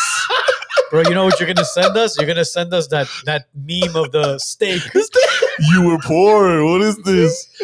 No, but it was. I mean, no offense to It was Sizzler, by the way. amazing, You could bro. always sponsor us. I mean, I don't know what you're. We won't eat there, but Yeah. No, Look, it was what's up, amazing Luke? back then. look, if your steak is cooked the way Armand posted it the other day, Oh, use yeah. it as a carpet. Use it as a sponge for God's sake. Clean your Remember tires and hometown, rims. remember hometown buffet? Oh yeah, of Did course. that shut down ever? Or I is that Burbank still one think did. Burbank one did. I Yeah. think yeah. Well, Burbank one turned into another buffet. I think. Is it a buffet? Again? I think it's at another the buffet. Empire Jesus Center. Christ. Is These it are a all buffet places. again? Well, I there's will- bro, like the one buffets I could never trust. I could never trust Oh, the is these- Vegas the buffet. Vegas sushi buffets. Bro, I don't know how people go and eat there. Dude, we had this friend Mike 20 some years ago when we used to go to this one. I think it was the one next to Ralph's in Burbank on San Fernando, Okay. across from Sprouts. It's still there. It's being renovated now. 20 some years ago, we would occasionally go there, and Mike would just go. His plate would just be filled with crab legs, like literally a mountain of crab legs. One take. And he would sit there, he'd so slowly and gently finish the whole thing, go back, get more. And the owner would come and say, "Sir, you cannot only eat crab legs." It's costing me too much. Yeah. God knows if it's real crab. Only crab legs. But he would only eat crab legs. You're like, Mike, bro, I'm like, eat something else too. You're just having all the crab legs. Was he just using his butter to offset the rubber taste of the crab? That's bad. Yeah, but 27 years ago, that was like, it was Oh, the yeah. shit, man. Yeah, so were California People rolls. didn't even know what. People didn't even have. There wasn't as many sushi restaurants everywhere. Bro, I remember when we That first was started a eating. delicacy. Yeah, first started eating sushi. Everybody would eat California rolls Yeah. with cream cheese inside. You're like, oh my god, this sushi is so delicious. You dip it in that soy sauce. It's just sodium, fake crab, cream cheese, and avocado. Yeah, and I think with the receipt instead of bringing you fortune cookies, they would give you a mini Pepto-Bismol to take. You're gonna need this later, right? When you are shitting your pants at night, take a little bit of this pink juice. Oh, geez, you might wake up in the morning with stomach ache. But But aside from those restaurants, I think it was JPL and some of these big companies laying off tens of thousands of people. Tesla would be one of them. yeah, Did you hear about that? no, What's going on with Tesla? So Sheldon, Elon Musk, he right now he's actually taking votes from shareholders. They're doing another vote to see if he's going to get $56 billion. For what? So here, does he I'll want read 56? the article. It says, I mean, the key points. It says the article it's Tesla's requests for shareholders to vote again on a 56 billion compensation package for CEO Elon Musk. This follows a Delaware judge's decision to void the original 2018 pay deal due to it being deeply flawed. The package is considered the largest in corporate history. The new vote comes amid recent mass layoffs, which is like the big deal. They did a mass layoff, and Tesla is part of broader strategic moves, including potentially shifting Tesla's corporate headquarters to Texas. But I think he laid off a lot of those Yeah. people because of the superchargers, because he's battling the government right now because they're giving him a hard time. Right. Because this guy pretty much planned ahead 10, 15, 20 years and put superchargers. He put all the infrastructure. And now the government is forced to pretty much use his supercharger infrastructure because they have nothing in place. They're pushing everybody to go electric. Yet, and he's got the yet grid. there's like 4 chargers between here and Vegas. The rest is all Elon Musk's. Anyway, this was one of the articles that I was reading about for the news. So the main points on this is Tesla seeks shareholder approval for $56 billion pay package after judicial rejection. The original package was voided because of excessive flaws, like I said. The request coincides with significant layoffs, so you could see how people are sour about that. Like, imagine you get laid off, and then all of a sudden your boss is asking for $56 billion. You know what I mean? It's kind of weird. But I think that has to do with the whole supercharger thing. It's possible. Possible. Yeah, because the way they look at this is like that. Have you guys ever seen that meme or that joke where the boss pulls in with a brand new Ferrari? If you work hard. And then he tells the employee, says, "Oh, boss, that's a beautiful Ferrari. Did you just buy it?" He goes, "Absolutely, I did. You know what? If you work hard enough, I'll get one next year. I'll get another one." Look, see, that's the one thing I've never been able to do is because I always think about that. I'm like, well, what are the employees going to think if you pull up in some fancy car? The only industry I felt comfortable doing that was when I was running a financial firm, because you wanted to drive fancy cars to attract and to be able to recruit young guys, men and women. But most other industries, I think you have to be kind of cautious as to what you drive, because you pull up in a Ferrari or something, it's like, oh, well, is my boss paying me enough? Well, you're driving a Ferrari, you know? You know what I mean? It's you want to be subtle. I mean, what's subtle about it? It's not a Lamborghini. It's not a Lamborghini. Hey, there's the boss. It's a 2019. Yeah, it's used. It's a 458. It's not a 488. No, I was saying you have to be subtle, obviously, with your environment. And look, it all depends on the businesses, like as you mentioned. Like if you're in the porn industry, you know. You the drive more around sex you have, the better car. Like if you own a Dollar Tree, don't pull up to your Dollar Tree in a Ferrari. Unless you have 278 locations, then maybe. Yeah. But see, Levi's saying Nvidia has a 2.2 trillion market cap. Levi, can I share something interesting with you about Nvidia? One day market cap gain, February of 2024, February. $277 billion. Nvidia's stock went up in one day. Serious? Okay, but how much did it collapse after? I don't think it's collapsed since February. It's Nvidia? Did they get a certain Bro, contract, or is there 2.2 certain news on No, Nvidia I know. Look, it went up, but did it drop at all? I can look it up right now. But look, now here's the comparison. If $277 billion one company made in one day, right? Yeah. Now, if we took $259 billion, right? Okay. Which is less than the 277 that NVIDIA made in one day. Free tuition at all public universities would cost $97 billion. Eliminate all lead pipes would cost $53 billion. This was actually a Scott Galloway statistic. Department of Justice budget $44 billion. National paid family leave $20 billion. Build all universal pre-K facilities $45 billion. So basically, free university tuition, eliminate lead pipes, which I guess it's still an issue. Department of Justice, family leave, and pre-K facilities. All those issues would be resolved with less than 1 day's profit of the cap gain of NVIDIA. Well, yeah. That's the inequality that's kind of crazy when you think about it.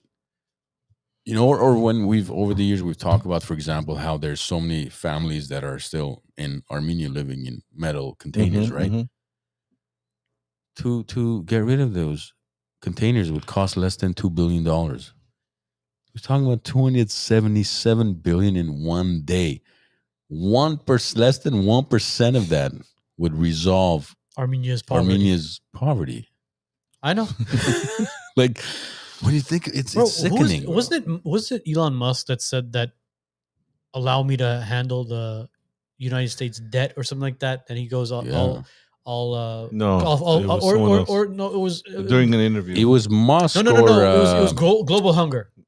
Yeah, it was a guy that was being interviewed, and he said I could solve the. It was Warren Buffett, where he said, "Yes, for every time there's a deficit, or if there's an increase in the budget, yeah, that was Congress and Senate. You reduce the no, re-election is not possible. No. He said you need to hold your elected officials accountable and responsible. He says every time the deficit goes up or there's some sort of financial crisis, those individuals are not allowed to run for that position. Re-election. Again. That's what it was. No. Musk was it was global hunger, bro. Something like that. Levic's watching. Levic, Matt, can you? Here's what he said. Warren Buffett said, I could end the deficit in 5 minutes. You just pass a law that says that anytime there's a deficit of more than 3% of GDP, all sitting members of Congress are ineligible for re-election. Yeah, that's what it was. Holding your the people you've elected accountable. Yeah, because at the end of the day, they're representing us. And then when you don't have term limits and you have Nancy Pelosi, who's 755 years old, sitting at the House, and you have Chuck Schumer. Fucking Chuck Schumer. I hate that guy so much. And you don't want to have glasses, you put it around the tip of the... he looks like that uncle that... puts it like right here. Like bro, he looks like that sneaky uncle that like just... Yeah. That's just ruined everybody's life. Yeah, it smells like cigarettes. And he takes credit for everything, but he's ruined everybody's life. That's what he reminds me of. Or that one uncle where you say something like, hey, Uncle Chuck, I just bought a house. Now, did you? Where'd you buy it? I bought it in this neighborhood. Do you know anything about that neighborhood?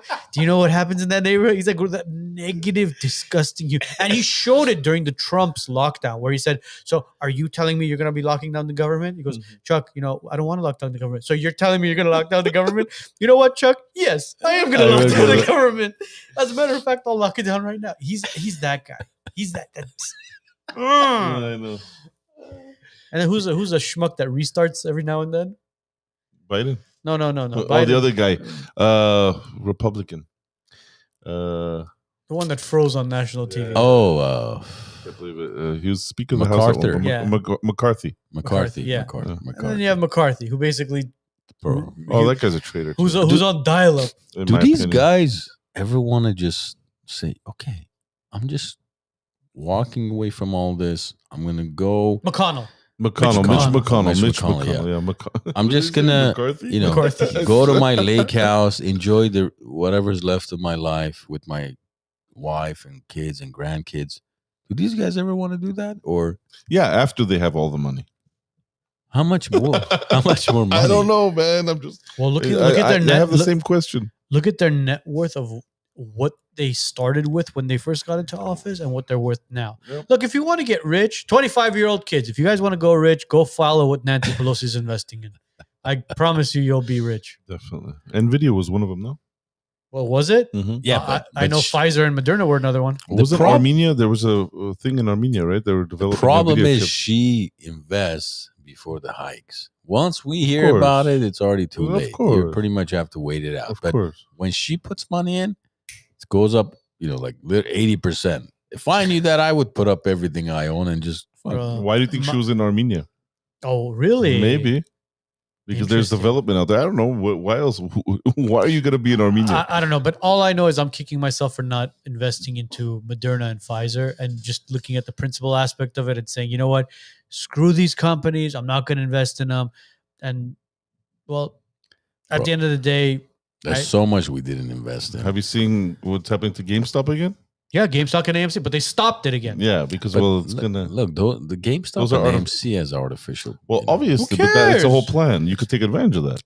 Yeah, but you can also go bust in it. But don't- during COVID, during all the shit that was going on, like most of us knew eventually, okay, cruise lines are going to come back, of airlines are course. going to come back, all these things are going to. It's when you buy it. But yet we were still afraid. We're like, because we've never been through a pandemic. So you're like, okay, what if it doesn't? What if that's? What if that? So When there's blood on the streets, you buy. That's you know the what I first mean? rule. I mean, remember the prices at all the airlines had Well, gone down to nothing. You know what it was? I don't think it was more of us being afraid of investing into it. It was more of us being afraid of touching our own money because you were like, all right, what is my financial situation going to be if I do invest my money? Oh, into that this? too, yeah, of course. That's what was holding majority of the people back. But you're never supposed to invest what you can't afford to lose, right? Well, no, this is again. There's certain money that you always put aside, whether it's for investing purposes, whether it's for vacation purposes, whether it's for just pleasure purposes, and then obviously for, for living purposes. Yeah. But during the pandemic, even the money that a lot of people had saved up for vacation purposes or pleasure purposes, they still kind of held on to it a little tighter, thinking that, listen, this year we may not go on vacation, just in case, let's hold on to this money. So if shit really does hit the fan, not only do we have our rainy day funds, but we have some additional funds on the side. That's what I think was holding a lot of people back. Remember Dogecoin? Oh, yeah, and I just got a notification for Dogecoin. Shiba actually, for Shiba. What's up? Is it up Shiba or Inu is down? down another Yeah. 5.3%. I just got that. Oh, did That you? one, you just have to put it, forget about it, and just not even. That's what I'm saying. These types of things, you Yeah. have to invest the type of money where it's like considered lost. Yeah. If it does well, great. If you lose everything, then Yeah. it's not going to hurt you. Levick was saying, I told Joe I bought 20,000 worth after COVID hit, bought CCL, Norgen, Live Nation, MGM Boeing, made a killing. Joe knows. How's we that spoke, Boeing yeah. treating you now? Well, I mean, I think they sold it by now. I'm sure. You I hope sold it. so. You bought a house in Idaho. Speaking of which, not Seriously. not Boeing product, but today actually, United Airlines flight catches fire just before takeoff, halting arrivals at Chicago O'Hare. Nice. Another plane, basically. Was that? Yeah, but it wasn't a Boeing. Oh, So was it's it? a Airbus A320. It's a direct competitor. So. Did you guys watch that one conspiracy theory that they were talking about? Andrew Schultz was talking about it. Which So one? Andrew Schultz was on a podcast and he was talking to these guys. He said, I was talking to these conspiracy theorists and I told them, hey, give me a really, really, really deep conspiracy theory that you guys are into, something like really, really like crazy.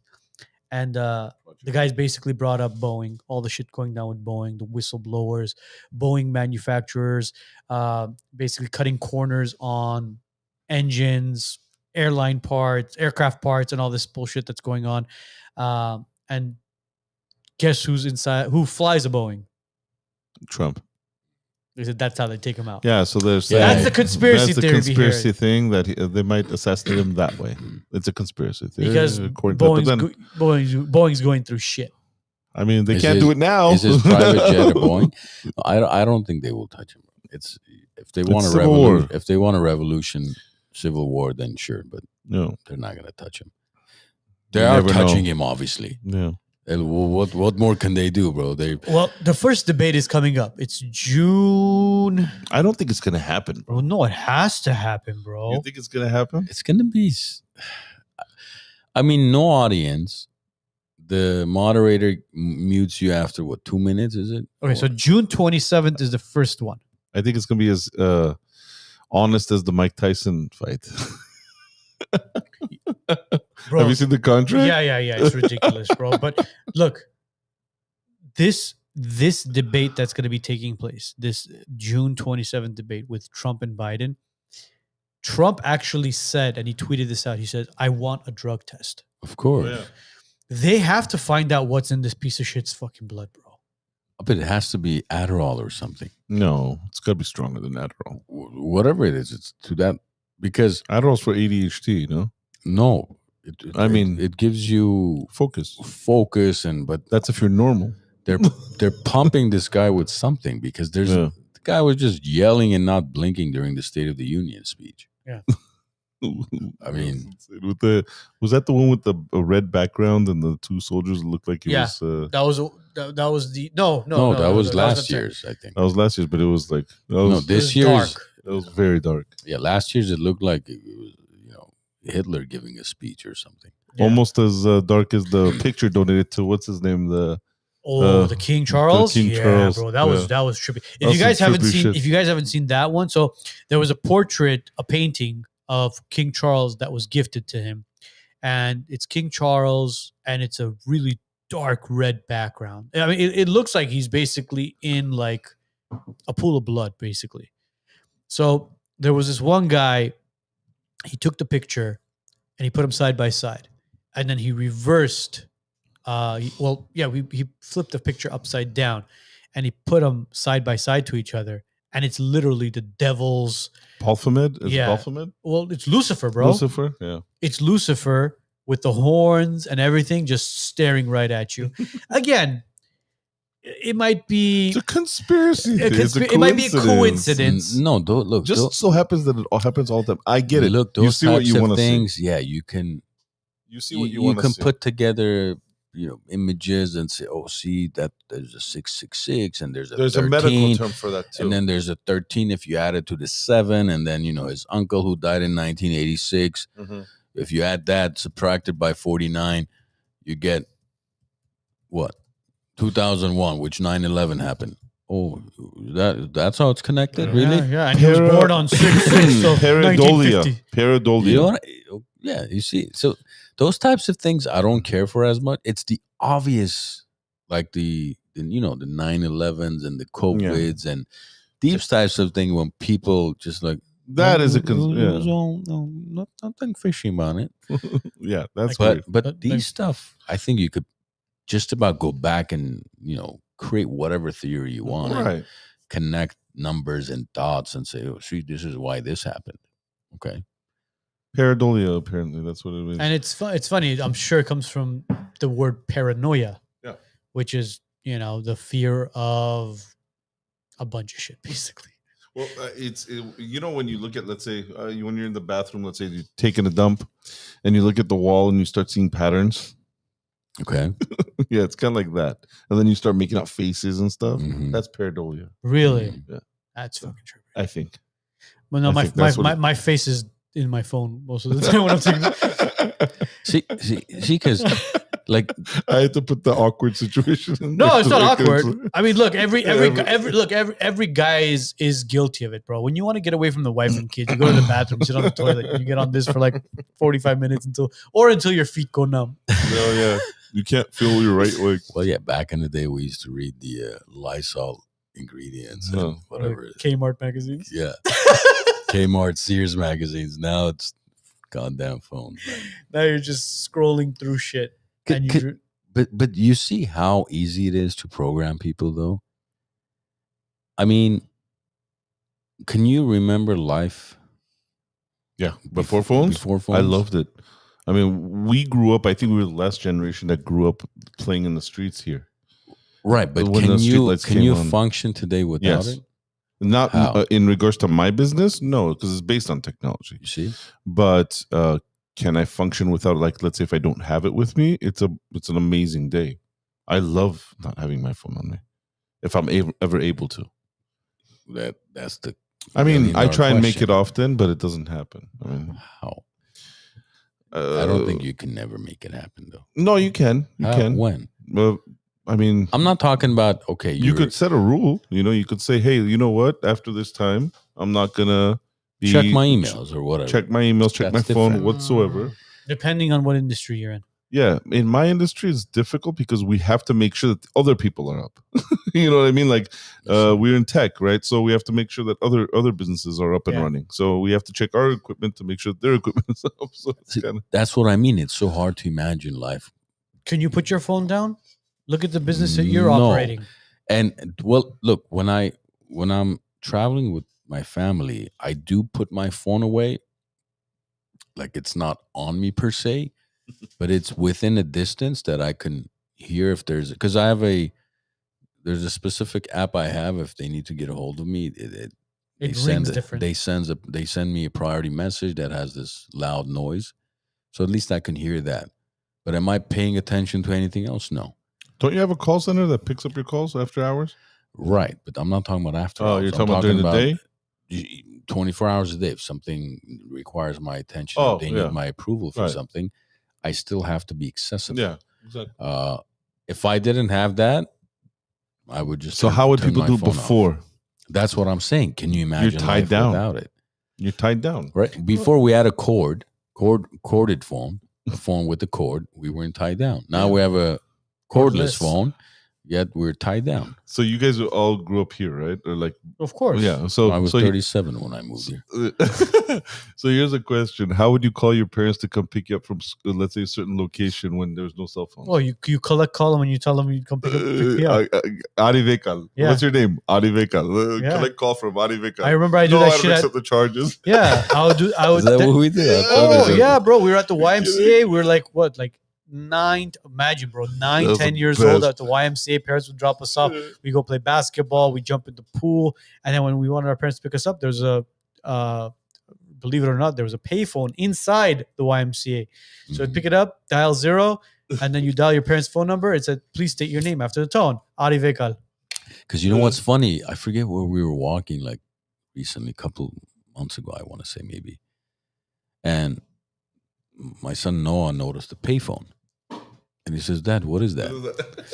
Time machine. I swear, he's like, what is that? I said, Bill and Ted. I said, it's a phone. He's like, what do you mean that's a phone? I said, yeah, before we had these damn things, this is what we needed to call each other. I think it was the perfect balance, man.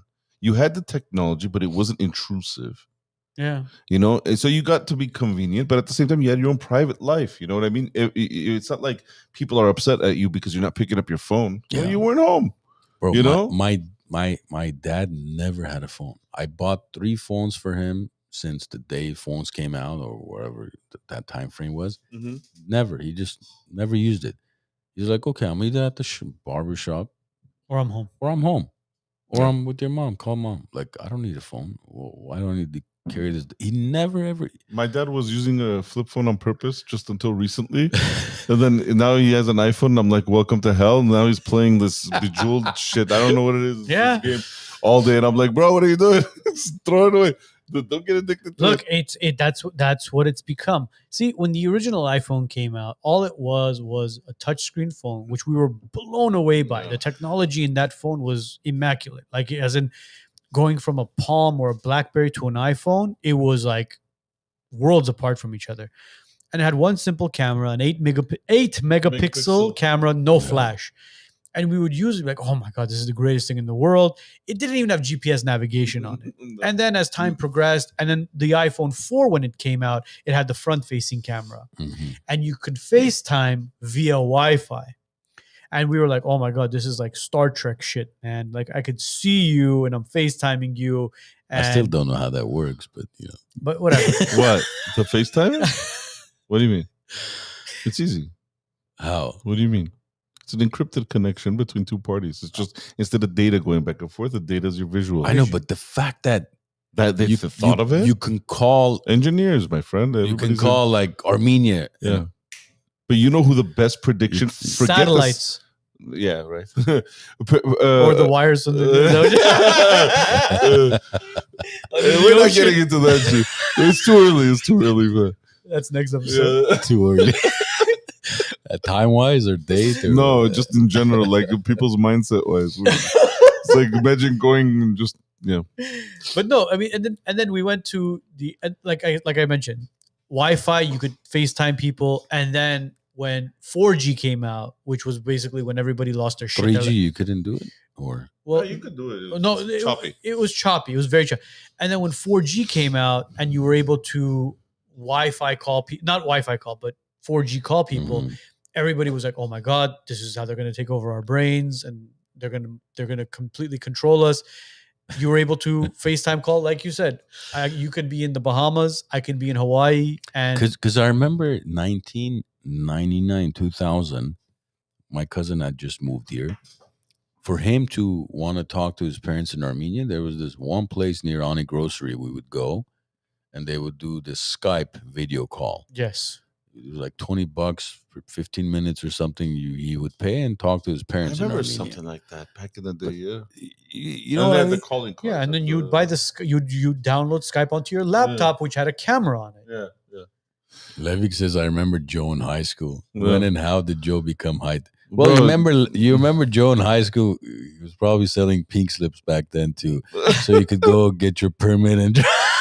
If you remember the sassy system in Hoover, you'd be able to actually go in there and change your. Anyway, I'm not going to get into details. Don't worry, they're not going to relinquish your high school diploma. I know. It's already what they call that. The damage is done. Yeah. No, there's limitations. There's, the statute of limitations.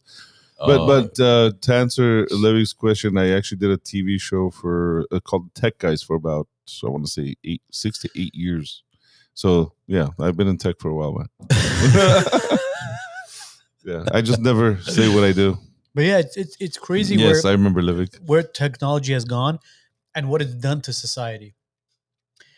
I sent you guys that video. You guys saw that video of that mom baking cupcakes for herself, right? Mhm. Yeah. Okay, so if you guys haven't seen it, I would love to pull it up for people to watch that particular clip. Matt, open up Instagram. It'll automatically log into my Instagram page. So we're gonna play this clip for you guys. Go to messages. Not that one. Not that one. Jesus Christ. It's everywhere, bro. I know, bro. Now Yours or WiseNuts? it should be under WiseNuts. I sent it to myself. So scroll down. So we're gonna play a video for you guys, and it's very, very interesting as far as seeing the perspective of what's going on in today's society. So that's the video. This right one? there. Yeah. Click on that really quickly. How are you gonna share it? He's gonna screen share it. So close it, Armin. Close it, and then you'll open it back up again. So while you're doing that, the best people to predict this stuff was AT&T commercials. Do you remember those? By the way, the whole visual talking to your friend, or your daughter, or whatever, at night through a payphone. AT&T will make it happen. Or Sprint commercials. Was it Sprint or AT&T? I think it was Sprint. It was Sprint. Sprint's gonna bring it or whatever. Yeah. How are you gonna do it? It's gonna be through AT&T. And then Armin, you'll click the volume button on the bottom as well. So we're gonna play a clip for you guys. If you guys haven't seen it, it was this mom who posted a video of herself basically baking cupcakes for herself, Bottom right. saying that, me baking cupcakes, for birthday, so my kids don't feel like they're. You're gonna click on the toggle button, by the way, on the bottom. Yeah, I'm waiting for you. So sorry. So my kids don't feel like mommy isn't celebrating her birthday. That video went viral. It went like totally viral because everybody was feeling sorry for her. They were saying, please, don't feel bad. Happy birthday to you. You're a good mom. And then the dad or the ex-husband exposes the bullshit behind it. So we're gonna play this video for you guys. I want you guys to watch this because this is insane.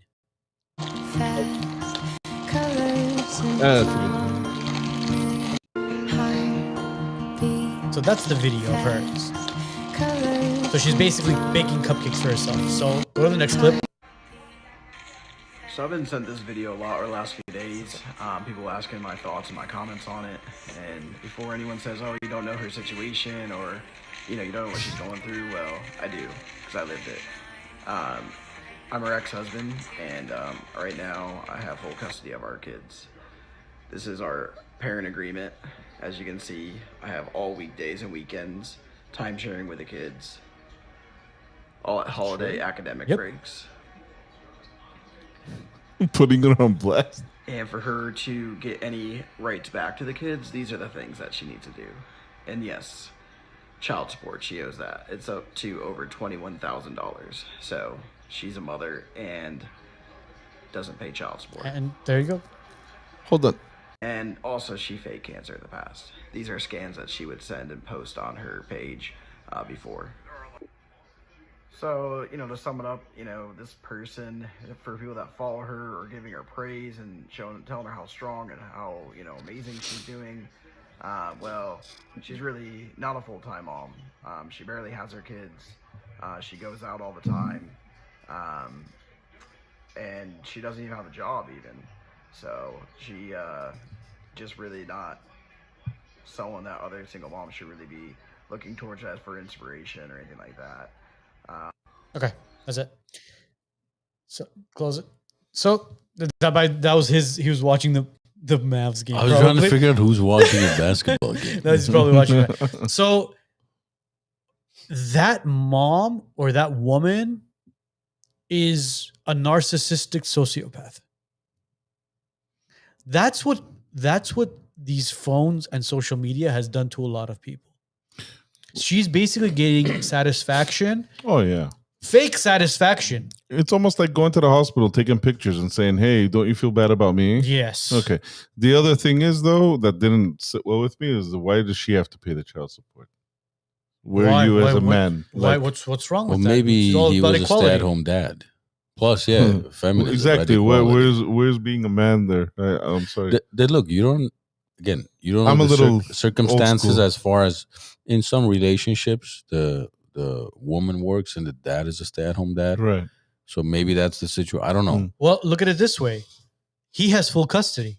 So he's taking care of the kids. Right. So again, I don't know what his financial status is. Maybe he was a homemaker. I don't know. Mhm. But maybe he is a dad that's working, that's taking care of the kids because he has full custody. Right. And he does need child support in order to hire a babysitter, something. So again, it was $21,000 in child support that she owed, which technically is not a lot of money when it comes to child support. I've seen child support checks that are much bigger than that. Right. Of course. But maybe that's, it's a dad that just needs X amount of dollars to help pick up the kids, babysitting, tutoring. It's basic child support. He was basically showing how much of a narcissist she is. But that was total exposure of Mhm. what it has done to society, man. It's sad that she was probably getting gratification from that and satisfaction from that, knowing that, oh, look, it's okay, sweetheart. You'll be fine. You're a good mom. And technically she's not. It's the validation these people seek on social media, and they get it, unfortunately, because there's a lot of people who will validate any sociopath or mentally ill. I mean, look at what's going on with all these. You show a mom that posts, "Oh, I'm dressing Timmy," and girls' outfits. Like the other day, my wife showed me this post on was it Magnolia Moms? It's this community in South Burbank, I guess. It's like, my son wants to dress in girls' outfits, and almost all the moms were like, "Well, yeah, you should give him an opportunity. You should let him dress out." I'm like, well, is everybody just mentally handicapped, just validating whatever your kids want to do these days? Crazy times. I mean, it's insane. And that's what social media is doing because, people, we've become, I'm sure you guys have heard this, tribal, right? We have our own groups that we attract. Mm-hmm. And that's why with our show, we try to bring in people with different views so we can have a healthy conversation rather than somebody that's part of our tribe who's going to just agree with us and we're going to agree with them. To create a healthy conversation and to understand, okay, why do you think your 5-year-old boy should make a decision to dress like a Cinderella. Yeah, I mean, prove us wrong. Maybe we're wrong. If you have a valid reason why a 5, 6, 7, bro, even all the way up to like 12, 13-year-old child should dress the opposite gender or the opposite sex, please explain to us. Maybe there's something that we don't know. Maybe there's something that we need to understand. No, If you have a valid reason, please explain it to us. we're white supremacists, chauvinist pigs, misogynists, See, Yeah. here's what right wing extremists. my son will be going into kindergarten soon and likes to wear dresses. We're fine with it. His preschool's fine with it. His classmates are fine with it. Curious if it will continue to be no big deal like it is now, or if there might be a bit more of a to do about it in elementary. You know what? If everything, if look, she just validated 3 things there or 4 things. She said they're fine with it, the preschool's fine with it, and she said the students are fine with it. Why do you need to tell the world about it now? If everybody's fine with it, go on with your life. To You don't need to validate. shove it down our No, throat. because deep down she knows it's wrong. Mhm. So she's trying to validate it. exactly. and be like, I'm not such a bad mom, am I? Let me post it out there. And if at least 17 other morons agree with me, then, I won't feel as then bad I about won't feel bad. I'm a good mom now. Exactly. That's what it is. That's what it is. If it goes back to what Joe was saying about the hospital. If you can get admitted into a hospital and take a freaking selfie of yourself and post it on social media, go home. Yeah, go home. You No, don't belong there. and the ones about that annoy me the most, where I just want to comment and say, listen, bro, pull out that IV and walk home. Like, they'll post, a picture of their Yeah, the wrist with the wristband hand. or some.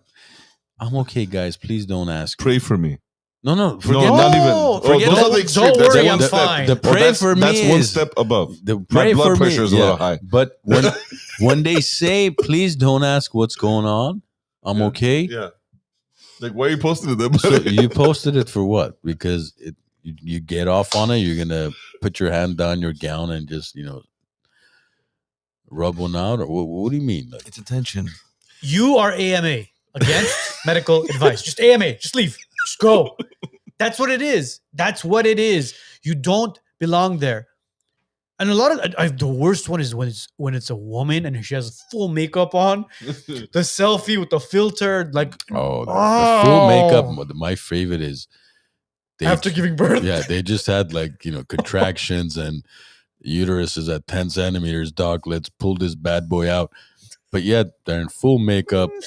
Whoever Lilith makeup or Gurgen makeup was there right there. Where's With, my Gucci jacket? Caked by Edith. and JJ happens to be with lights and cameras right in the uterus. It's no longer. It's another level of trash. The gown. Yeah. Just sit there. I'm Jay, taking the you- candy shots. JJ, you should actually consider doing these birth pictures. Right when they're out, just boom, go in there. You wanted to be gynecologist when you were younger. This is as close as you can. There you go.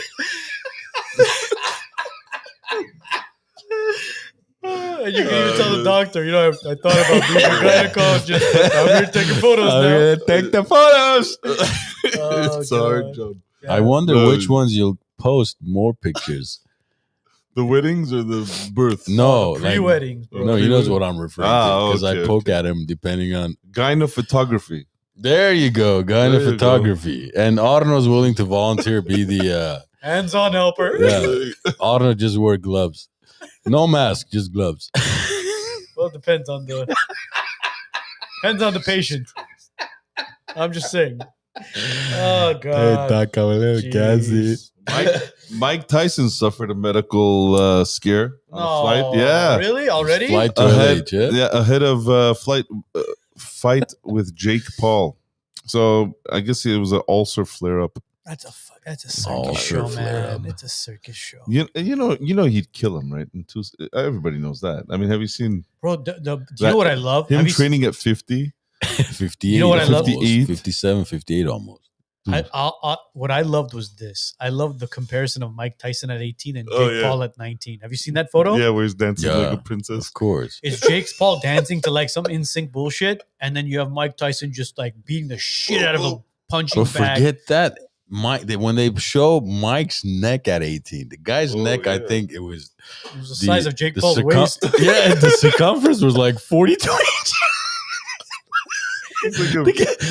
I don't think you could knock his head out with the sledgehammer back then. Remember that reporter that Mike Tyson threatened and said, "I'll eat your children." That was Jake Paul's dad. That was Jake Paul's dad. Oh, I can't wait for that fight just to see what's gonna happen. But again, I hope he just says, "Fuck it, I don't need the money. I don't need anything. I just want to knock his fucking balls." Bro, knowing that it's a show, I don't want to watch it. But at the same time, these jackasses are good at the whole promotion and selling the fight. It's me wanting to watch Tyson just obliterate this kid, bro. Yeah. That's what I want to see, but I know I'm not going to see that because I know Tyson's not going to go all out. It's going to go to a decision. That's They're going to hug it out. They're all going to make a shit ton of money, and then I'm going to sit there and basically go, "Well, what are we eating?" I fell for it. Yeah, but you have to keep in mind, though. I mean, Tyson maybe has 2, if 3 rounds in him. You can't go. Well, no, but then Tyson is immediate. He's always been that way. Though. I know, but especially that's what I mean. Especially now, you think he can go 8 rounds? I don't see. You think he needs more than 3 rounds? Oh, you think he needs more than 1? No, but if it's an exhibition fight, he's gonna need at least 50 rounds. Yeah, but if it's an exhibition fight, he's gonna take it that hard. He's gonna take it easy, bounce around the ring a couple times. I just hope he doesn't get like he's got enough money. Tyson is good, man. Like you don't need that extra, God knows whatever it is. Just keep your name alive. Don't boost it. Don't fall to this idiot, bro. This guy's a joke. Everybody else did, right? Who? I mean, to Jake? Yeah. I don't know. I don't follow him. This is the only time I'm even like. How many people? I mean, who was it? Tyson Fury fought him, right? No. Tyson Fury. No, Ngannou. He fought Ngannou. No. Yeah, Tyson Fury fought Ngannou. Yeah. So Tyson Fury and Ngannou knocked down Fury, and Fury came back and beat him. But Tyson Fury actually got knocked out, right? Well, practically destroyed in that last fight against what was his name again? I forgot. Jake or no? No. The Ukrainian guy. Davik says each round is 2 minutes. It's not exhibition. Then since when are they 2-minute rounds? All he needs is one good hit. And you know it's coming. I hope the old Tyson just snaps. Oh yeah. Well, the Pitbull just. Yeah. Haven't you seen him snap a couple times during podcasts? He's controlling it more, bro. The other day they asked him something. He just said? He just looked and said, "Well, just fuck you, bro." You could tell Tyson is already like he's cussed out that ESPN reporter where he goes, I don't. Yeah, he's like, "You're a piece of shit." And then when he was running from, and then at the end, the guy's like, "Well, Mike, thank you for being with us." He goes, "Fuck you." Like at the end, like no shit's given. And then there was that other interview. How would you respond if he did? What are you gonna say? You're not gonna say like, "Oh yeah," you go like, "Your mother." Okay, yeah. When and where? Just tell me. He's like, "What are you gonna do about it?" Remember that part? Yeah. The fact what are you gonna do about it? Tyson said, "You're a piece of shit weasel." The guy's like, "Well, don't say that about me." What else are you gonna say? You're gonna argue with Mike Tyson?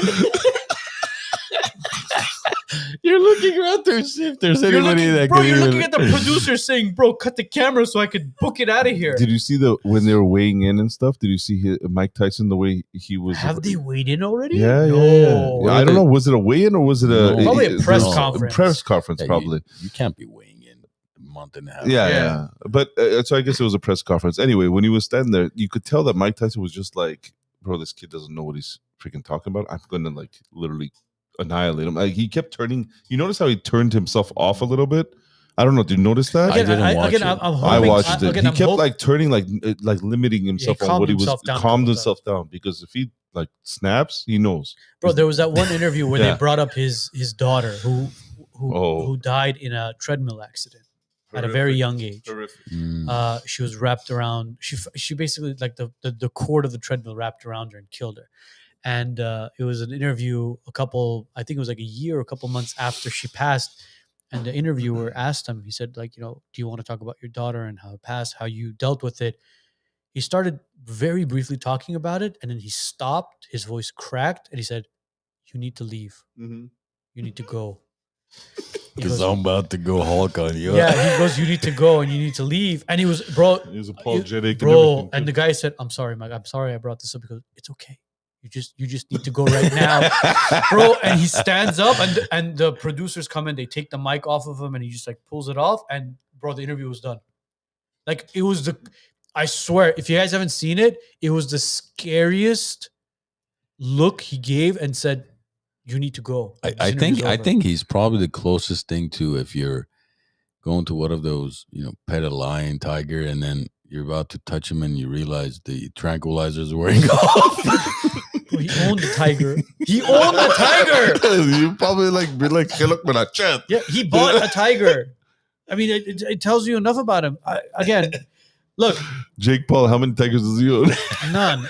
I think the only tiger he owns is probably something tattooed on him. But Or the one he won at the carnival. But something interesting. I sent you guys that video. If there's something interesting you guys want to watch, go watch this video clip of the Holyfield and Tyson fight of a different perspective before the ear bite. Evander Holyfield actually low-blowed Mike Tyson multiple times, I remember which that. led to the ear bite. And this was something that was never discussed until some guy broke it down, which is a fascinating video. You guys should I mean, go. you could see it though. Once he pointed it out, you could start seeing how many low blows he Multiple was doing low and how many blows. times he was headbutting. Yeah, You multiple could see all logos. that. Yeah, and it's crazy, and it took that many for him to bite somebody's ear off, bro. And like, look, it's cartilage, man. For somebody to bite the ear off and just With the mouthpiece in there. no, he spit He the spit mouthpiece it out. out. Yeah, He spit it out. He Mm. spit it out. But can you imagine during Tyson's prime, getting in the ring and just thinking, what have I got myself into? Bro, there's people that won money but never got a chance to see the fight because they were still at the bookie paying for the ticket to go watch the fight. Multiple people. Because it was so short. Huh? Yeah, so there was he has multiple round one victories. He was the youngest heavyweight champion of all time. Some of my relatives, they would go to the fight, but last minute, not the pre-fights that were there. Yeah. They'd go to the main event. By the time they would sit down on the seat, it's over. Yep, everybody up. Yeah. It's over. That's it. Go Yeah. home. Yeah, go home. But That's how Tyson's fights were. yeah, I mean, it was obviously exciting, but I think to end it that quickly, it's kind of like, okay. at least- The one thing I wished was imagine having the camera technology with the slow-mo cameras and the 4K during Tyson's era. Oh wow.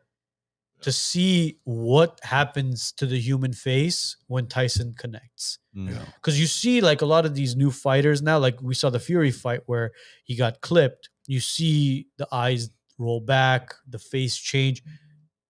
Now imagine Tyson connecting because it was always the rib and then boom, uppercut. So just to cover, the main points: medical scare. Mike Tyson. It was a ulcer flare-up response. Paramedics were called on board to the flight. He's doing great. Upcoming fight. This incident occurred ahead of Tyson's sanctioned competitive boxing match against Jake Paul in July, which will count towards their professional record. So he's still going. Physical condition, despite his health scare and age, Tyson remains confident about the upcoming fight. Oh, so it's gonna be counted as a professional fight. Yeah, it is. So it's gonna go on his record. Mm-hmm. Whew. Yep. So I don't know. Is he gonna really sell it? I wonder what the spread is gonna be on a draw. Yeah. Just saying. Arno says the day Tupac died in Vegas was after Tyson's fight. They Yep. didn't make it Yeah. to the seats because fight ended in 30 seconds. There you go. Yeah. 90. What was it? 96. 96. Yeah. 96. Interesting. Gentlemen, anything else before we call it a night? What do you guys think of Joe Biden visiting Arlington Cemetery. Haley today? Biden? Oh. Haley Biden was with Beau Biden before he passed away, and she's supposed to be a witness in the upcoming Hunter Biden trial. Oh, I had no idea about it. I had no idea about it. He went to see her in Delaware, just coincidentally, right before the trial, Interesting. to have a meetup with the upcoming witness. How is this allowed? Bro, can you even Like, this is ridiculous. A can you banana even take him republic. serious though? She's probably gonna see him and go, oh fuck. Yeah. Joe again. Remember, I don't know if you guys saw the interview Anita Habad did, Trump's attorney, Mhm. saying how she could not even present any of the videos from that whack job who Avenatti? who was saying that Trump initially said raped her at the department Oh. store, and then it turned into, well, it wasn't raped, it was more just a conversation. Yeah, he In the co- complimented me. Yeah. In the coat hanger area or whatever? Yeah, bro. What's that psychopath? I forget. She couldn't present any of the videos of her She was paid. on YouTube Mhm. or Instagram showing what a sociopath she is, because she had named her cat's vagina and all these weird names, and she had this shed in the back where she was raising I don't know how many dozens of cats, and or even the conversation that she had with I think it was Anderson Cooper, where she was talking about how, you know, there's something sexy about a rape, and Oh, even yeah, Anderson yeah, I Cooper is remember, looking at her like awkwardly. what are you talking about, you know? Yeah. And she couldn't present any of that. Yet Jean Carroll. Jean Carroll. Jane Carroll. Yes. Yeah. Yet Oh, there it is. Biden gets to go sit down with Haley Biden and say, listen, darling, next week you're a witness. I need you to talk about these things. They're like, no, he just happened to be in Delaware. They ran into each other, and If you get just an a email holiday. from, if you It's get a an small email town. Small. It's a small town. Yeah. If you get an email from Hillary Clinton, it was nice knowing you. Mm. Just double. The double whammy. Do any of us It know tells that you. many people that have committed suicide as much as like the Clintons know or have associated with? Oh. I don't think I so. don't Like, even think like- mental hospitals have. I don't have think- that. Yeah. No, but this whole. We're not talking about that. Jeffrey Epstein. How can there be such a double edged Sword? legal system, in a sense, where one guy is being taken to trial because in 1987, when he put a quarter in the gumball machine, he got 2 gumballs and he didn't report it. Yet this guy's talking to the witnesses and, you know, tampering witness, Evidence. basically evidence. And I think this year is going to reveal a lot, and I think that people are still not going to do anything about it. Well, going back 6 years to when we, or 5.5 years to when we first started, we entered this podcast with the Trump administration, and you were one of our 1st Mhm. guests on the show. I brought my guns. Where, yeah, remember? we did. Yeah, if you guys well, want that to, was an audio. Yeah, was that an was an audio audio. video. Yeah. Yeah. yeah, if you guys Yeah. want to, listen to that episode, it's I think it's Seriously. episode like 5 or 6, where we literally talk about guns, and Joe brings some toys, and I don't think we can even do that now. I think we'd be pulled Yeah. off the air Right away. But but I mean, luckily there was no video. yeah, that was an audio one. I mean, you hear a lot of, Then but It's a helicopter. we started this 5.5 years ago during the Trump administration because of Trump. So it was No? we were 2 years into the Trump administration. We were talking about like how everything was great, and going into the 2020 election, you and I were confident that he was going to win, and Ed was saying they're going to fix it. He's not going to win. I see Biden taking it, and you know we saw that transpire. We saw COVID happen, and we're heading into another election. There's a second election that we're going to be seeing, and it's going to be fascinating. It's almost June 1st, which is Pride Month. Yeah, but it's It's going to be fascinating to see what's going to happen this upcoming November, especially with the debates happening so soon. look, unless they fix it, it's shifted so much towards Trump that it's impossible for him to lose.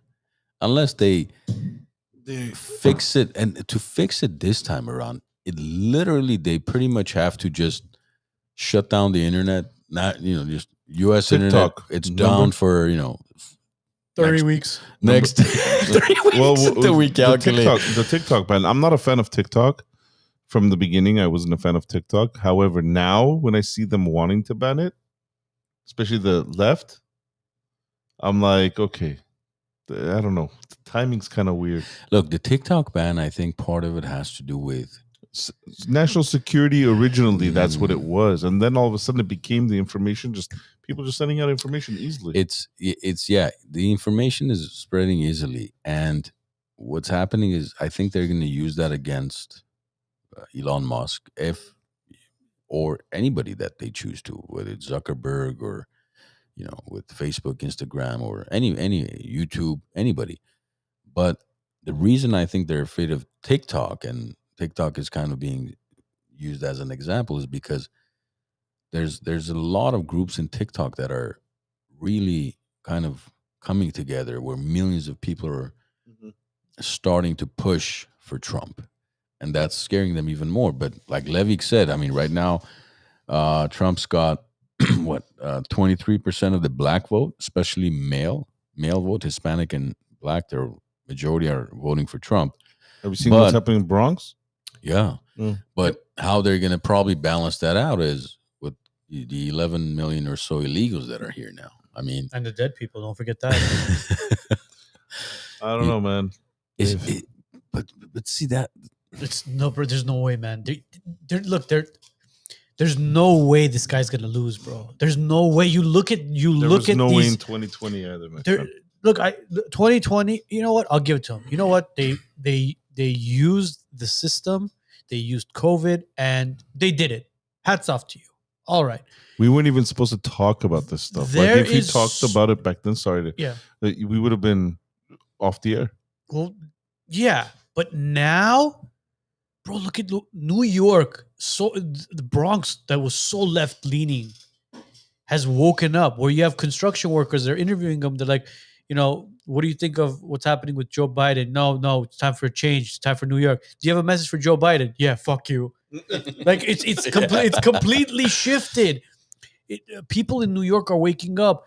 There was during the Knicks game as well, when they were interviewing fans outside of the Great Western Forum.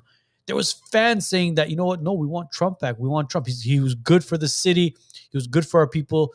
They're using this entire quote unquote indict to Mhm. basically not have him sit as president. Sorry, but you know what? I do sometimes hope he sits in jail and becomes the first president in jail. I wouldn't be surprised. But see that's why it's if this time they end up increasing Biden's numbers somehow, it's just going to be too obvious because like we've talked about, there's not a single Trump supporter that's after seeing Biden is like, dude, yeah, I made a mistake. I'm going to vote for Biden. But there's millions of Biden voters who are like, I hate Trump. I hate his tweets, but I can't have another 4 years of this guy. Bro, we even had people who were burner votes who said they're not going to vote. Arno's made a good point. This is the earliest. Go ahead. You want to click on it? Yeah, click on it. Click on it. Well, Arno said, you want me to show it on the? You can show it on Yeah, the screen, sure. Arno says this is the earliest debate that has happened. They will test out the waters and see where Biden stands with supporters, just in case another candidate might need to step in. Look, that's a possibility, but the DNC convention is in August. You can take it off now. That's not going to give him enough time to put somebody in August, whoever that is, whether it's Newsom or you think Michelle Obama is going to be. No, Michael's the not one. going to run, bro. There's Yeah. no way they'll put Michael up. No matter who they bring in, it's too late. Upper Trump is winning pretty much every state, all the deciding states. He's winning. He's dominating. Look what happened, bro. Anytime he's speaking at a convention or some sort of event, it's packed to the point where there's people outside waiting just to see if they can get a glimpse of him. Even in California, Biden shows up. It's like as you HOA mentioned, it's like meeting. an HOA meeting, bro, at Cabrini. There's There's 7 board members. Well, there's 8 And of there's them Chuck there. Schumer. Yeah. Scuttling around. Yeah. No, it can't. I mean, I don't know, There's no way he's getting 81 million votes. Oh hell no, bro. There's no way he's getting 81 million votes, There's bro. no way. If he gets more than 81 million votes, bro, like I don't even know what to say anymore. At that point, we literally have to consider Plan B. What's Plan B? Storm the Capitol. No, that's And then because that's literally at that point. It's like, okay, that was a joke. by the maybe way. get a citizenship in Greece or somewhere, because at that point, I mean, Because here's what's going to happen. Look, if Trump wins, I don't think a Democrat is going to win for a long time. Because once the Republicans get the Hispanic and black votes, They're going to see how better that's it. everything. Yeah. Once they see, okay, wow, these guys are really for us. That's it. How are you going to convince them? Before this, they were Howl them convinced for 4 based years. on the Yeah. handouts. The handouts was how they earned their votes. We're going to give you a handout for this. Oh, you're a single mother with 18 kids. Oh, here's a handout. After this, what are they going to do? So it's going to be very difficult for the Democrats to win another election for, I would say, a good 3, 4, 5, unless something changes. At this point, I'm even questioning the Republicans, my friend. At this point, I'm questioning them even. Do they really have our interests at heart as well? Well, Trump has to run as a Republican. He has can't to run run as as an independent, Republican. but he's running as a Republican. But his cabinet needs to be cautious who he's Mhm. putting in his cabinet at this point, because the people that are backing him, he can't be the Mike Pence's, bro. No, Mike Pence turned No. into a rhino basically at this point. So it has to be the people that he's selecting in his cabinet have to be like-minded for us. During Mhm. the Libertarian Convention, didn't he talk about how some of his cabinet members will be libertarians? He's to saying balance independents things and out? libertarians. But he Right, won't yes. be. He won't be. There was something where he's not going to sign as like libertarian or No, whatever. no, I mean, no, no, no, no. clearly not. But you It's the people that he's basically kind of focusing on are like-minded like him, Mhm. but they're registered Republicans. They're not rhinos. Basically, that's Yeah. what it is. But anyways, Well, I think it's going to be, honestly, I mean, every year we say it's a crucial election, but this one's going to be epic definitely. because the last time we had two incumbents in a sense, right? Two candidates who've been president was, what was the guy's name? As far as sitting presidents, Well, there's only been one other time where a president was elected in office for one term and then came back not the next term but the following term Oh. and became president again. I forget his name. I'm sure maybe Levy could. Levy remember. could pull up. Levy But could look. it's never happened before. Now we've got the possibility of Trump becoming modern day, sitting a president who lost the election, quote unquote, and then comes back and wins it another term. Yeah. Because imagine, I mean, now you're pretty much, in a sense, releasing a pit bull where the guy's like, you know what? Okay, I learned it the hard way what DC's all about. Now I'm coming in for another 4 years, and then he's gonna groom whoever it is for the next 2 terms following him, and then, I mean, he'll be a kingmaker, and then after that, then you can think about his offspring, whether it be Don Jr. or Whoever Barron it is. Trump or whoever. Because look, a lot of shit is changing, and we can kind of wrap up the show with this. The Louisiana House has passed a bill that would allow the state and local law enforcement to arrest immigrants who have entered the United States illegally. So the fact that states are getting sick and tired of illegals coming in and now are allowing law enforcement to arrest them tells you enough that, you know what, people are sick and tired of the bullshit that's going on and the illegals jumping over the border, coming from overseas and entering the United States illegally. They should still enter, but Yeah. not illegally. Exactly. You want to enter the United States. Port of entry. Exactly. Go to the port of entry, do it legally, seek asylum, and don't cross over the border illegally. It's as simple as that. Just a fun fact. You know, I got a huge cutout of Trump in front of my door. Oh, geez, really? Yeah, it's hilarious. What do the neighbors think? Everyone's passing by. It's like, who is that? I'm like, it's Donald Trump. My neighbors are cool. They don't care. They already know I'm Well, a little nuts, so- you're in an area where it's still somewhat conservative. yeah. Anyways, gentlemen, it was a pleasure today. Everybody else, thank you for tuning in. It was a pleasure having all of you on with us this Monday evening. We'll have Ed back with us next week. Today's episode will be up and running on Spotify, Apple Podcast, and all major platforms mañana. Have a great week. Have a great weekend, and we'll see you guys all next week. Take care.